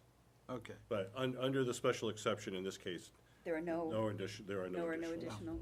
The request will not create hazards to the health, safety, or general welfare of the public, nor be detrimental to the use of or out of character with the adjacent neighborhood. And again, I feel that it's not so out of character with the neighborhood as to be unacceptable. But that's my impression of that neighborhood. Y'all That's- can jump in at Yeah, any time yeah. too. If you disagree, Yeah. and if you agree with what you're saying, I'm assuming you're agreeing because if you- it's being yeah, quiet. because- So- Well, not I really. want, Okay, this is Yeah. where we need the input. Yeah. I think until the city comes up with a set of rules that has teeth, we can't allow it. We just can't allow it. We have to be able to regulate it. and I would agree if we were still considering it based on how it was going to be marketed, but did you not just say we're not going No, to consider no, that? what I said, and from this point on, every one of these applications are gonna be considered the same way until the city determines something different, is, So we're not going to consider, we're simply going to consider the criteria based on what is in here and not how it's marketed. that's correct. So that, if we don't consider, forget VRBO, Airbnb, all of that, and we simply consider this as a request to have it be a boarding house or a lodging house. However he chooses to market it. He could put an ad in the Sun, Right. rooms for rent. Cause an actual boarding house could market it many different ways, and we would not, we could not control that. And So So until, you're calling all of the so what, applications that come before us a boarding house? that's what they. I am not calling it, the code is calling it. Yeah, The definition of the code is calling it. I was, on this application, it just came to terms with me that I got the answer I've been trying to question. And what is the difference between an Airbnb and a boarding / rooming / lodging? and to the city. there is There none. is none. Based on zoning, there is no difference. Because of what we have to look at now. So basically, we shouldn't even look at, don't even consider Airbnb, VRBO, or how they choose to market it, or promote their rental. Just look at it in terms of how does it meet the criteria set forth in the ordinance, right? And how does that match, how does the applicant answer the questions, either for a variance or a special exception, depending on what zone he's in? The zone and the neighborhood. And the neighborhood. And the that he's- neighborhood. And the Remember. neighborhood that he's in. And each of these cases, each property, I don't care, people say all the time, well, you've approved it before. No, we have approved it on another property. Okay, each property has to stand on its own. So, this property is different than a property over in over by the middle school versus over on On Winnisquam or on Peachy or. Old North or Main. over in North Old Main. North Main, or you can go so far as to, I'm trying to think of the name of the road where the funeral home is on. Oh, Blueberry Lane? No, Oh, well, yeah, that's Old North Main out of town. no, No, And then the one that the goes off. yellow funeral home. the yellow one. Pleasant Street. Oh, Pleasant Pleasant Street. Street. Yes, Pleasant It'd be Street. no different I'm than thinking of being at the Pleasant conference Street. center. You see what I'm saying? How about the state's definition? State doesn't have one. The state That's the does not problem. the state does not state regulate does. us. The state does not regulate us as far as our zoning city code is. They just They want their charge percent. rooms and meals taxes. And he's. That's not up to us and our zoning. It's not up I'm to not the talking about- zoning. I understand what you're saying, because that was my confusing point also, because somehow a boarding house that rents weekly doesn't pay room and meals tax. Okay? They are there for less than 180 days because a boarding house can rent daily, weekly, monthly. Okay? By state's definition, that is less than 180 days or less. So, by theory, they should be paying the state tax for all that. But for some reason, they don't. Only an Airbnb, for some reason, now falls under that mysterious definition of paying the room and Because they're in meals tax. competition with hotels and motels, not with rooming houses. But rooming rooming and houses are boarding in houses competition. should pay their 9.2% to the state. That's not for us to But it's not determine. for us to It's not for say. us to, So that's not But us, that's in- the state. By law, No, but no, state, no, we can't go there, don't. But that's what I was confused with. What is the difference?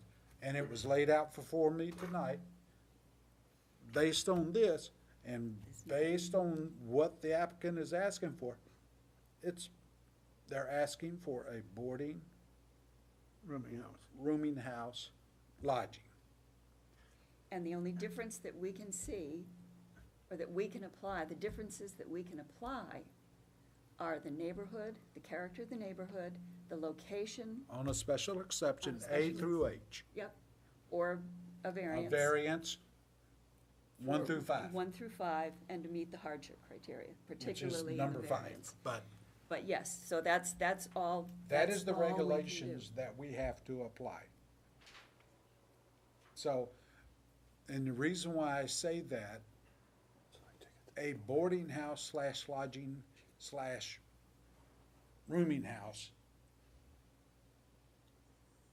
can fit some places and not necessarily every place. Okay? So that's why it goes back to location, location, location. Yeah, I agree. Does that make sense? Location's everything. But it's true, it's really true, particularly with this. It's just this issue. So I hear what you're saying, Mike, and I don't know what to say. And I would love to have the city Because I'm not and the state fighting come for up or with against something it. really. The only thing I'm trying to highlight is what we have as our guidance to go until the city council, through the planning board, changes what we use as guidance. Correct? Correct. So, And that's our hopefully that guidance. will be at some point in the could be 5 years from now, the way things move. So, Lord. as we're going through this, we're trying to get everybody to voice their opinions, and there's no right or wrong, okay? And that's the beauty of doing this, is there's no right and wrong, okay?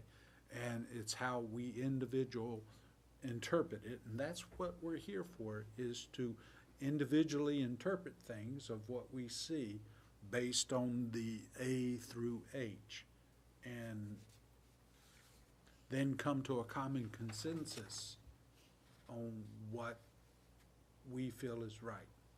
It does, as far as, does it meet the criteria or it doesn't, through a consensus. And that's all we can do, is have our discussion and talk about it, okay? Because if you hold something back, your comments might change someone's mind, okay? And because they're thinking one way, and then you bring up a different viewpoint, and it's like, oh yeah, I didn't think of that. So that's why I'm saying, every viewpoint is valid and very important. that's what I've always found fascinating about this process, truly, as a participant, is you have to sit and listen to the whole thing. So, going back to this, are there is there other concerns in this? Because the last one we covered was, is the proposed location appropriate for the requested use? Do we all feel that it's appropriate for that requested use? In this neighborhood. In this neighborhood, I feel it This is. property. This I property don't in care this about any neighborhood. other This neighborhood. property, This property in this neighborhood, In this neighborhood. on this road. on this road, I believe, to me personally, I feel it's an appropriate use. Do we, no discussion? No? Okay. The requested use is consistent with the spirit and intent of this chapter and of the master plan. And I believe that it is.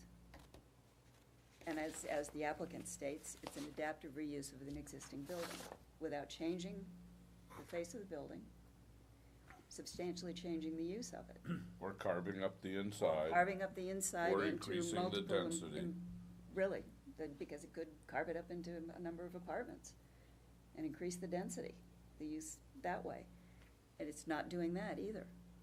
I think it's. But he can. But he could, but he's not. And this exception wouldn't necessarily grant him that he doesn't need this exception to do that. Because as soon as he carves it up and separates the stuff, then it becomes individual units, and that falls under this- different portions of the code, and it becomes not a boarding house anymore.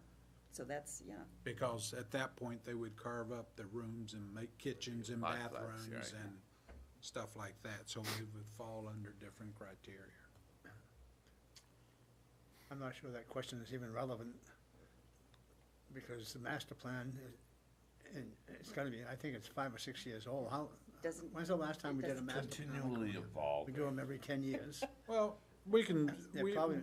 we don't even have to consider the master plan, but the intent of the chapter, because I believe the attorney said more than once, you shouldn't base your concepts on the master plan. Is not a guidance for zoning, it's just a plan that the city uses that they hope to achieve as a future driving force. So, but we can say with the spirit and intent of this chapter, and just stop at that point. Yes, sir. For your consideration, I would suggest 3 conditions. The first condition would be a maximum of 4 vehicles, a maximum of 13 people. That's based on fire code, 200 square feet per person. And before he does any short-term rentals, he needs to subject the property to a fire and code inspection, which I'm not anticipating any problems, but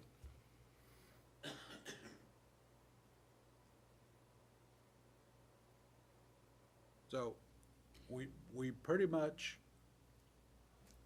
if I understand this, just hammered out a motion.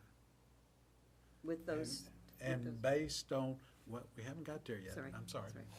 that's And based on what we just did as a consensus, because I haven't heard anything different, is it looked like the consensus is leaning towards an approval. If I were making the motion, I would move to approve. I can't vote to approve. Okay. I don't think we have enough teeth to enforce the spirit of a boarding house in this location. Okay.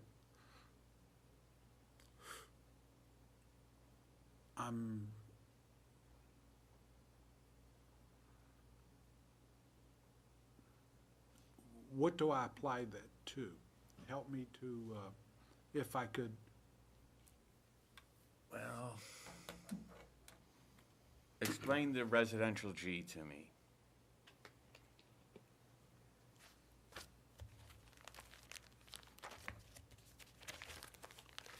Do we have the definition for RG? Sure we do. Yep, Someone's gonna find it faster than me. yep, I can find it real fast. The zones.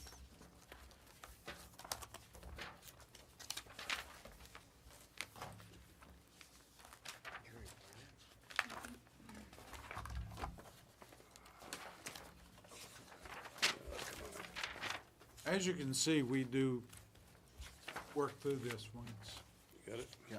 Very hard. RG. I forgot my. Residential General District is designed to allow a variety of housing types and supporting facilities, including recreational, educational, and religious uses which complement and make more practical medium densities of residential development. This district shall normally be located with relatively easy vehicle and/or pedestrian access to business or commercial areas, and public utilities shall be available prior to the time of zoning. And this certainly meets those requirements. Within walking distance, the commercial district. Church. It's right around the corner from a church. It's just down the road from Pharmacy. pharmacy. The hospital is right around the corner. I guess that's all the special provisions for use set forth in this chapter are fulfilled. That would be, That would, it matches falls under the RG RG. definition. You are twisting my arm. I'm not trying Oh, we don't want by to, no no. means. But yeah, because Well, it's a good persuasion. You know, you're I have opening to- my eyes wider. Well, the things I try to ask questions, and I'll be straightforward, is I look at everything as it's gonna go to a court. Okay, so I have, and what I try to do. it's true. Literally, okay, so I have to think of it as, okay, this is going to court, and I wanna make sure all the questions have been fully answered and discussed. And if there's and that's why the consensus is so great, is the fact that we all have the ability to wanna talk about it and stuff. And I don't try to persuade as much as people think I do. It might sound that way, but I'm trying to get to the deep answer so that if in chance it does go to court, a judge has the ability to listen to the tapes and and read the minutes, and he gets a clear understanding of what the board direction the board was going to. Okay, and that's all I try to do.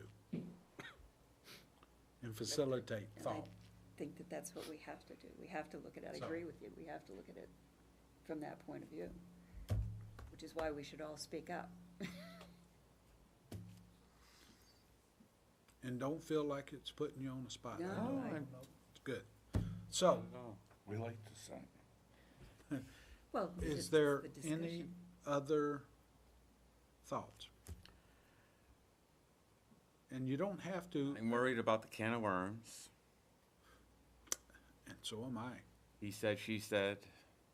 All of a sudden, we have a row of hotels in residential homes. Except that we still have the ability to evaluate each on its own merits I as a separate understand. case. So it's not as if we say, well, as you pointed out, well, you approved one. Well, yes, we may have approved one here, but this is an entirely different home in an entirely different neighborhood.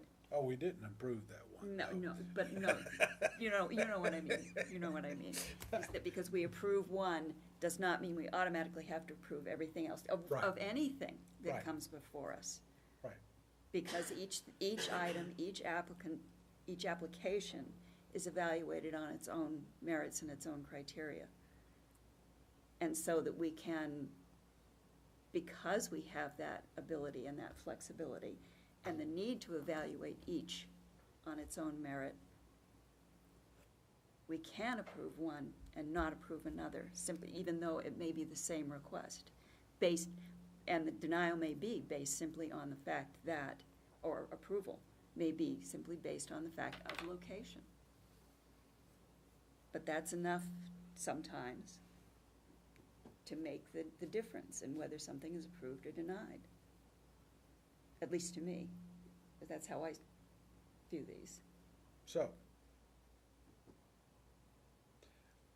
But yes, it's gonna open a can of worms. and until I vote, I haven't said yes or no, so, myself, so. Anyway, Roll the bone. so, we need a motion. So I would make the motion to approve application ZO2 2019-0006 SE, special exception for the application for 73 Guilford Ave, to be used as a boarding, rooming, lodging house, which is permitted in the RG zone with a special exception. The approval based on the discussion as we've just had, going through items A through H. The use is specifically authorized in this chapter with a special exception. The use will not create undue traffic congestion or unduly impair pedestrian safety. It's already on an extremely busy street. Is this the point at which we should put the conditions in? At the end of At the the end. motion. Or at the end of the motion?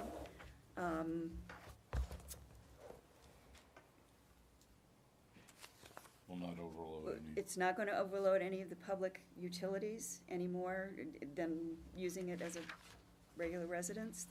The requested use will not create excessive demand for municipal police, fire protection, school, or solid waste disposal. There's no indication, there's no proof one way or the other whether there would be an increase in a demand for police. And I feel that should move to the approval side, there being no proof one way or the other. Any special provisions for the use set forth in this chapter fulfilled. It does meet all the criteria set forth in the definition of RG. The requested use will not create hazards to the health, safety, welfare of the general public, nor be detrimental to the use of or out of character with the adjacent neighborhood. The adjacent neighborhood is essentially multifamily. It's very close to commercial. It's, as I said, on a busy street on one of the major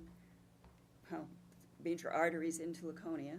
It's close to hospital, commercial properties such as pharmacy. There's a church on the corner, schools in the area.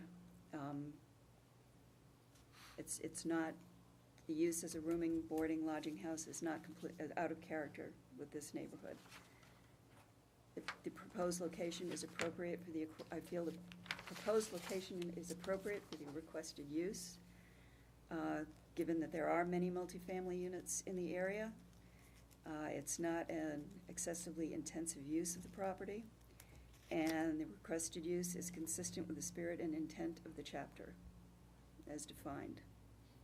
Conditions. And the conditions that we are setting on this is a maximum of 4 vehicles at a time on the lot, a maximum of no more than 13 people as set forth under the fire code in residence at one time, and before any such short-term boarding, lodging, rental, rooming house rentals are permitted, the premises will undergo a fire and code inspection. And pass. And pass, and pass, yes, and pass. Or be fixed to. Or be fixed to so it city can specifications. No, just pass. It's got to be passed. Just pass. Okay. Okay. So we have a motion. Do we have a second? I'll second that. We have a second. Discussion? There being none, all those in favor of the motion? All those against the motion? Motion passes 3-2. I just have a quick question. Is it recorded or is it just typed minutes for the meeting?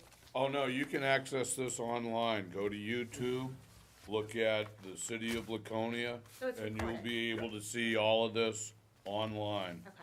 Just Probably monitor his tomorrow. comments on there about twisting the arm. I just would say real quick, the board, it's very clear, you have leaders. Every time he had something questioned, it was twisting his arm. So you're right, always look at the court point of view. So, and I just wish more board members would speak up, and this is, if I was the chairman of a board, I would want them to feel welcomed and to speak up. Besides her, no one talked. Thank you, have a nice evening. Good night. Thank you very much. I really appreciate your thoughtful comments and your thoughtful discussion. I've been on boards like this in Guilford. What's this one here? It's a wrestling situation. I appreciate your discussion. I wish you well, sir. And thoughts. Thank you for being honest and thoughtfully doing what you did. Thank you. Okay. And I certainly wasn't trying to twist your arm. Are we done? Really? No, I No. said the wrong Nope. thing. I One more. apologize. I have two things I'd like to ask. Number one. Let's do more. Are you all going to this?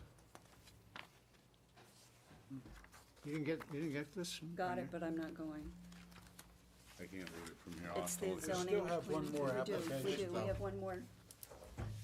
We still got one more to do. Yep, It's a rehearing. Oh, the rehearing? motion for rehearing. Yes. Mr. Guzman? Yes. To listen on their peachy. Okay. So, next on the agenda is a rehearing for 77 OPG special exception. And as always, there's no input from the public. We discussed whether we feel that we erred in a way based on what was written. And we go from there.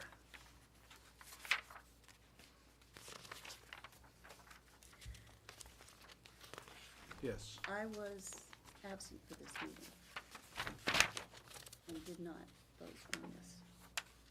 Okay. I have read all the material as presented. Do you still want me to,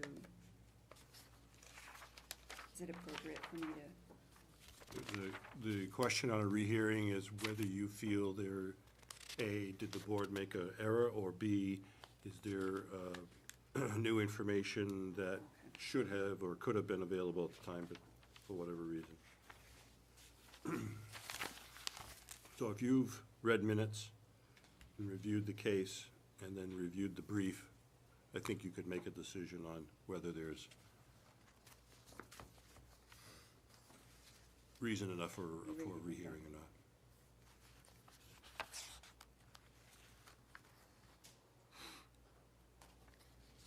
Okay,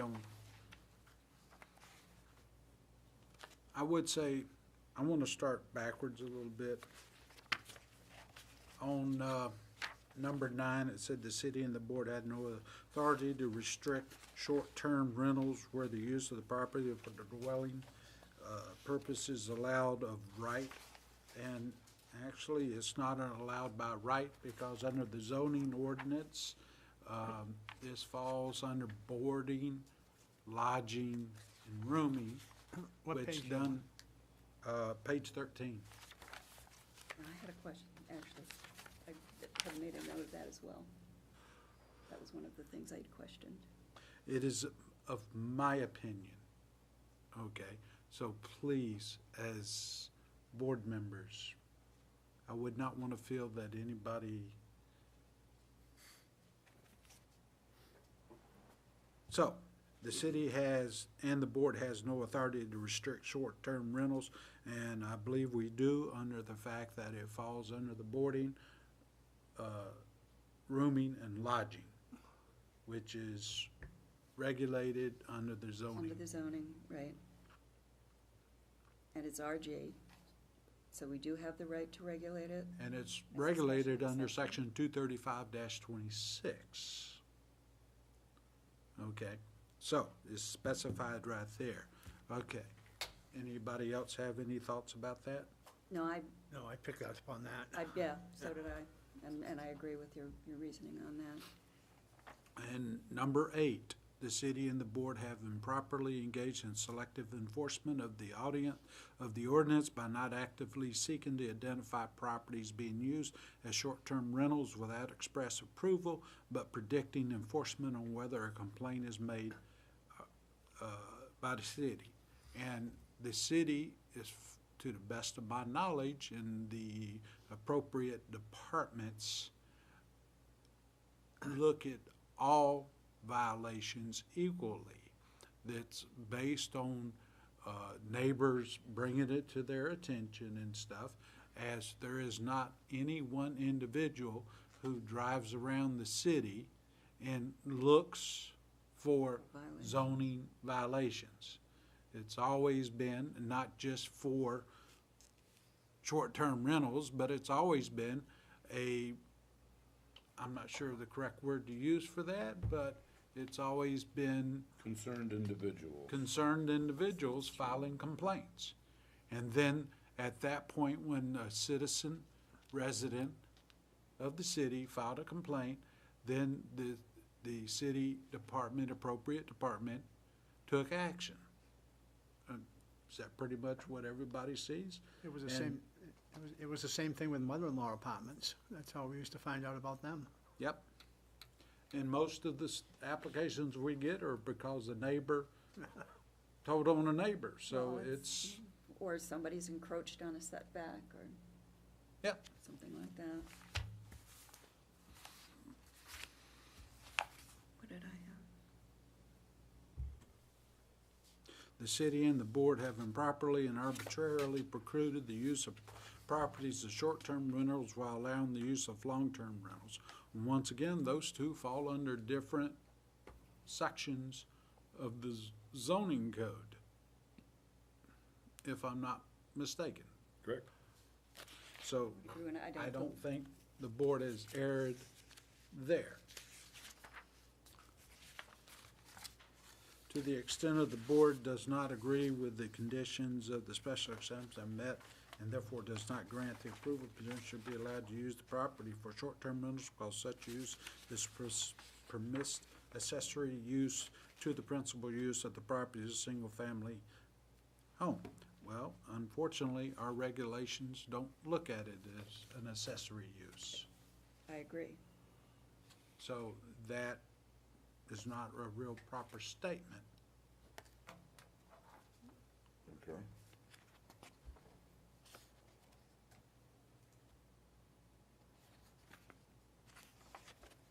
I mean, I like the reasoning. it makes perfect sense to me. Your statement makes perfect sense to me. That it's not automatically an accessory use to a Right. residence to have a short-term rental. Even if you wanted to rent out something or have a mother-in-law apartment, you would still need approval. Right. It's not an automatic right. Nope. And The it's board not improper, automatically permissible. sorry. No, that's what I was just saying, it's not automatically permissible.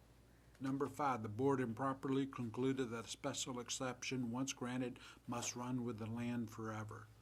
And to the best of my knowledge, it does, unless the use has been stopped for at least 2 years, not used, and then it would expire. But other than that, if it's consistently used, then it does run with the property.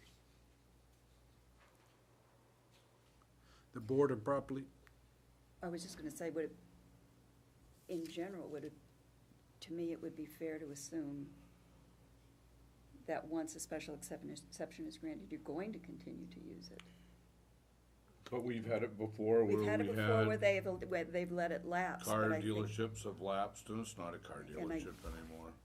There was another one that was a special a exception that property goes lapsed. vacant for over 2 years, then it Then can, then it lapses, but, then it can lapse. but I don't think that we can automatically assume that it will lapse. Right. I think we have to view it Right. From both aspects, that it won't lapse. Right. The board improperly found that the request use is not consistent with the spirit and intent of the Laconia zoning ordinance, and in this case, we found that it was not consistent with the spirit of the ordinance to have a rooming slash boarding slash lodge in a residential neighborhood at this particular location. I concur. I agree. Well, the problem with the master plan argument, like I was saying before, is the fact that I don't think this use was contemplated when the last master plan was written. Probably was. Well, I would say that the master plan literally needs to go to the planning board and be removed from that statement, because, but that's not from the planning board, that is from the state. That's state, That's that's a state state language. thing. Yeah, that's, You know, but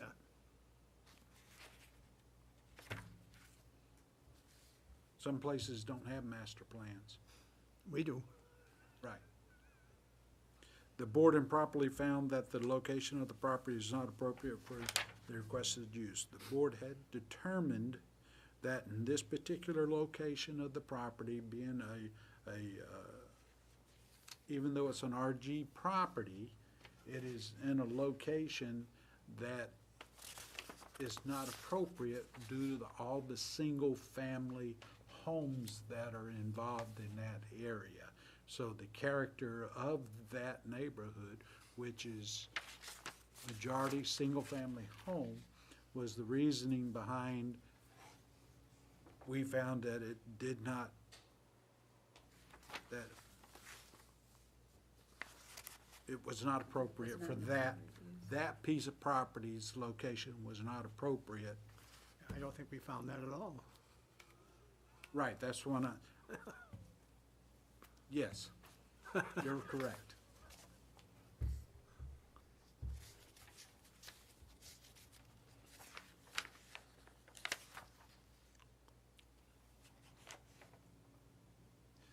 Number two, the board improperly found that the requested use will be out of character with the adjacent neighborhood.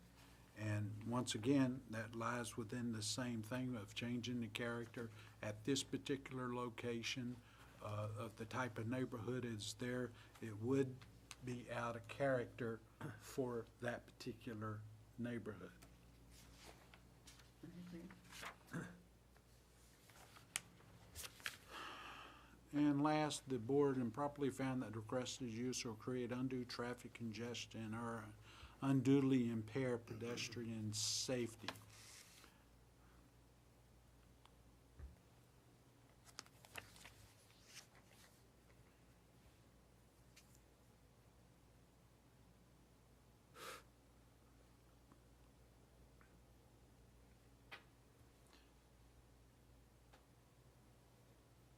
I don't believe the board erred on that decision due to the fact that it's a high volume of walk-in traffic in that neighborhood, an extreme amount of walking traffic because it's adjacent to a middle school, and the cars during the winter time have to park on the street sometimes due to the overflow for this particular type of venue that was being requested. So therefore, I personally do not think the board erred in that conclusion. So, in my opinion, I don't think the board erred in its I don't think it did either. in its motion, and therefore a request for rehearing should be denied. I concur.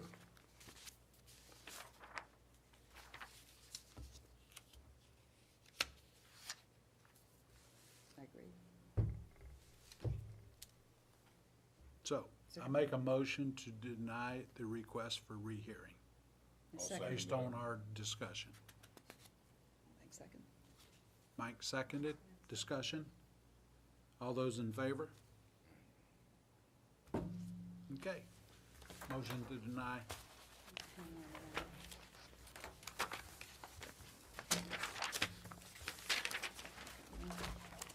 We have a presentation.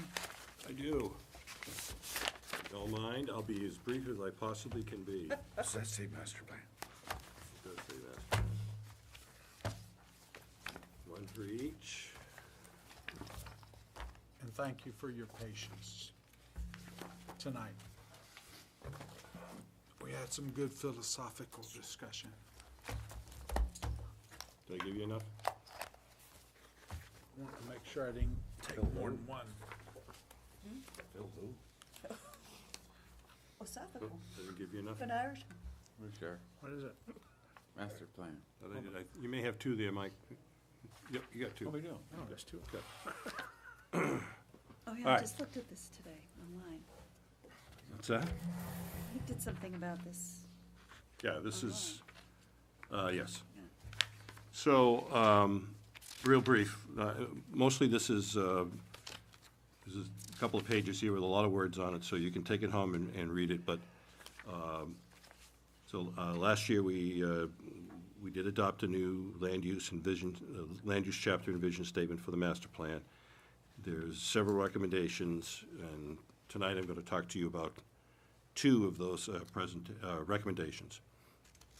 The first one is to reevaluate the greater downtown zones, and the second one is performance zoning. In the downtown, there are 4 to 7 zoning districts, depending upon what you consider the downtown, how far out you want to go. And each one has its own rules and regulations, setbacks, densities, sign rules, et cetera. We have situations where businesses across the street from one another have different rules or allowed uses because they're in different zones. And therefore, it's not a level playing field.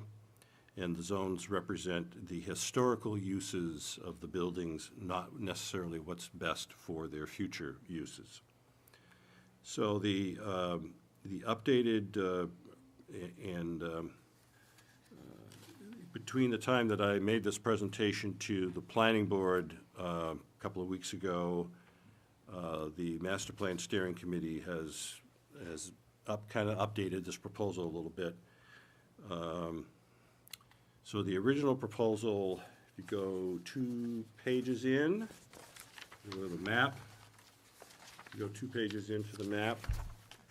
That was the original proposal for the greater downtown. As you can see, it encompasses all of Court Street, part of Union up through Guilford, Guilford Avenue, the area around the car dealerships, down Messer Street, and the professional zone going up North Main.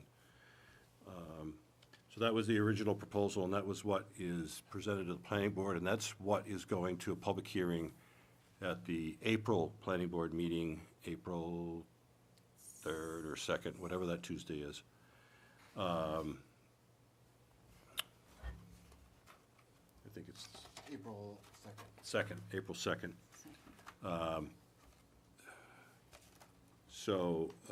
However, in the meantime, we've made a slight change. We're gonna update the proposal a little bit. We're going to expand this zone to include basically all of Union Avenue through Lakeport to the Guilford Town Line and the adjacent properties that are on either side of Union Avenue. For the most part, all of that is already commercial. It will be encompassing a few RG zones, but for the most part, it's already commercial.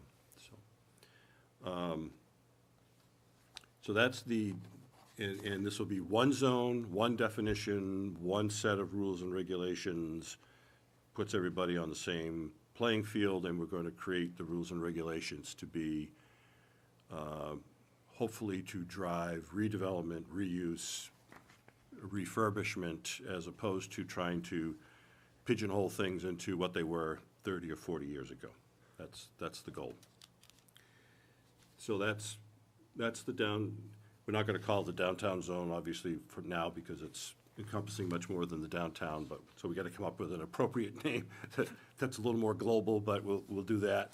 And if you go to the page just before that map. Can I ask one question before Sure. we go before the map? That area next to Lafayette Street on the map,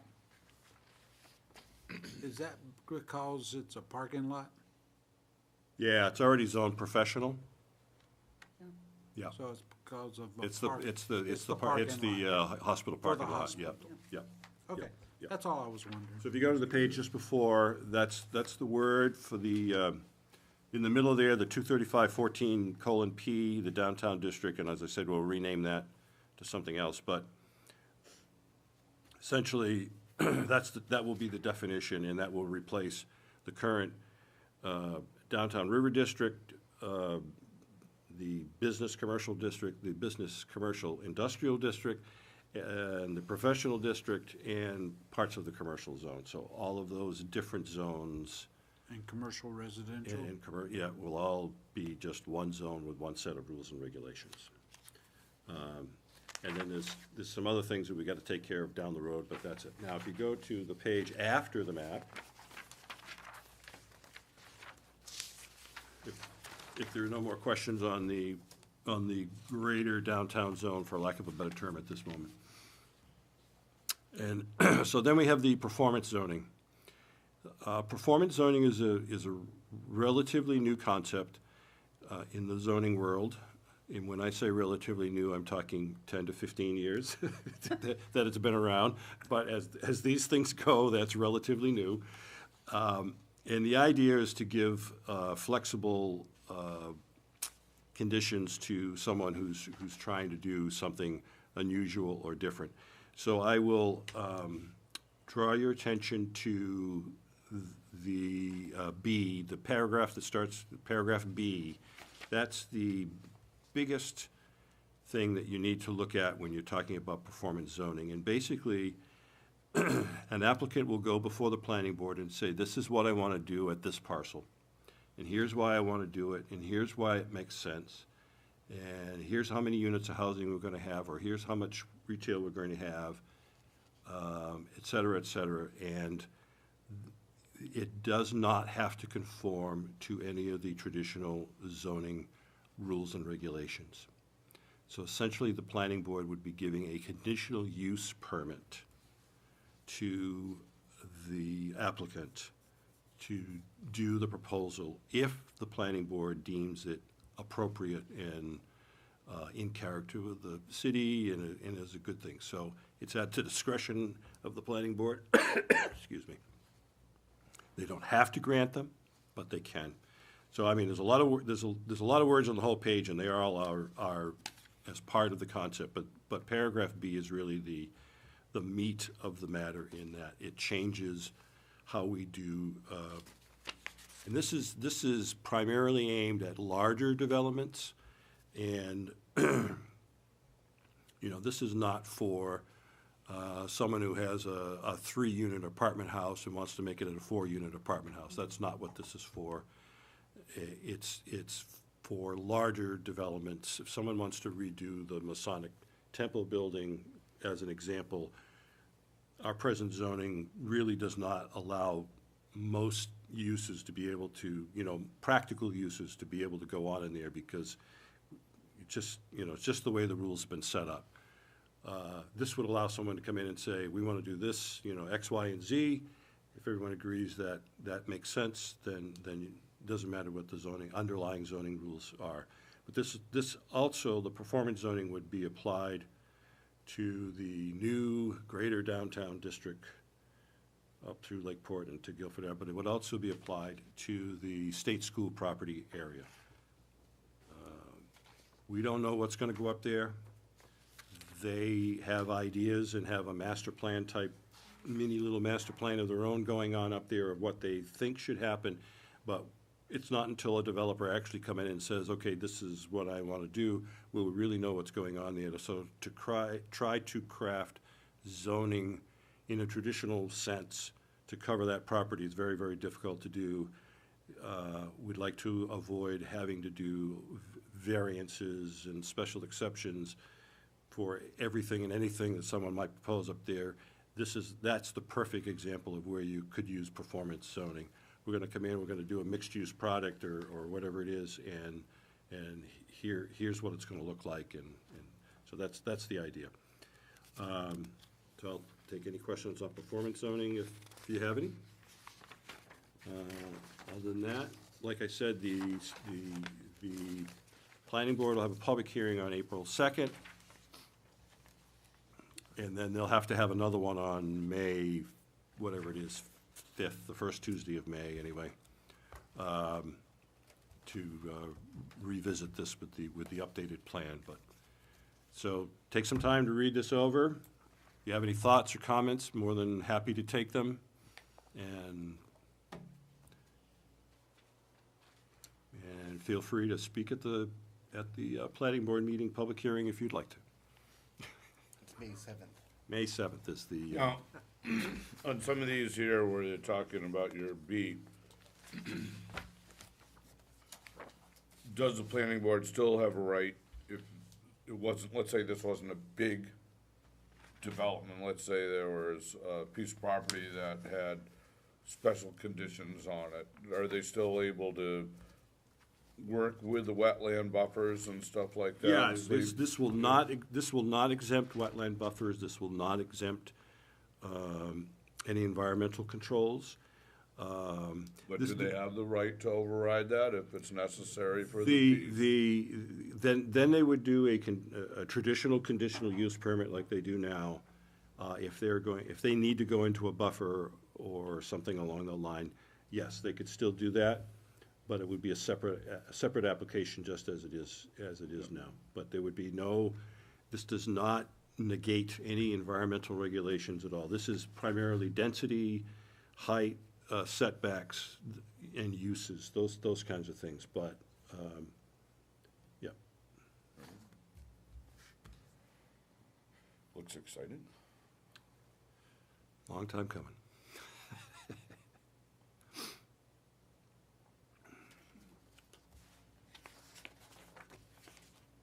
And Roland mentioned the state planning conference thing there.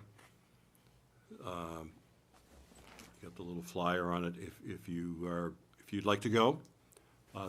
There will be others that are going, and so we'll. And when is that again? It's June 1st, I think. 20, June 1st. First Saturday. Oh, geez, I might do that. I'm gonna go. So we could, arrange some 1st is carpooling Saturday. together. We could arrange some carpooling together. The city will pay the tuition fees. So if you want to do that. Sign me up right now, I'll commit. yeah, I'm gonna go too. Yep, so, okay, all right, we'll send out a formal email thing for people to respond to, but if you want to go, the city pays for the tuition and maybe we can arrange some carpooling and some social activities afterwards, maybe.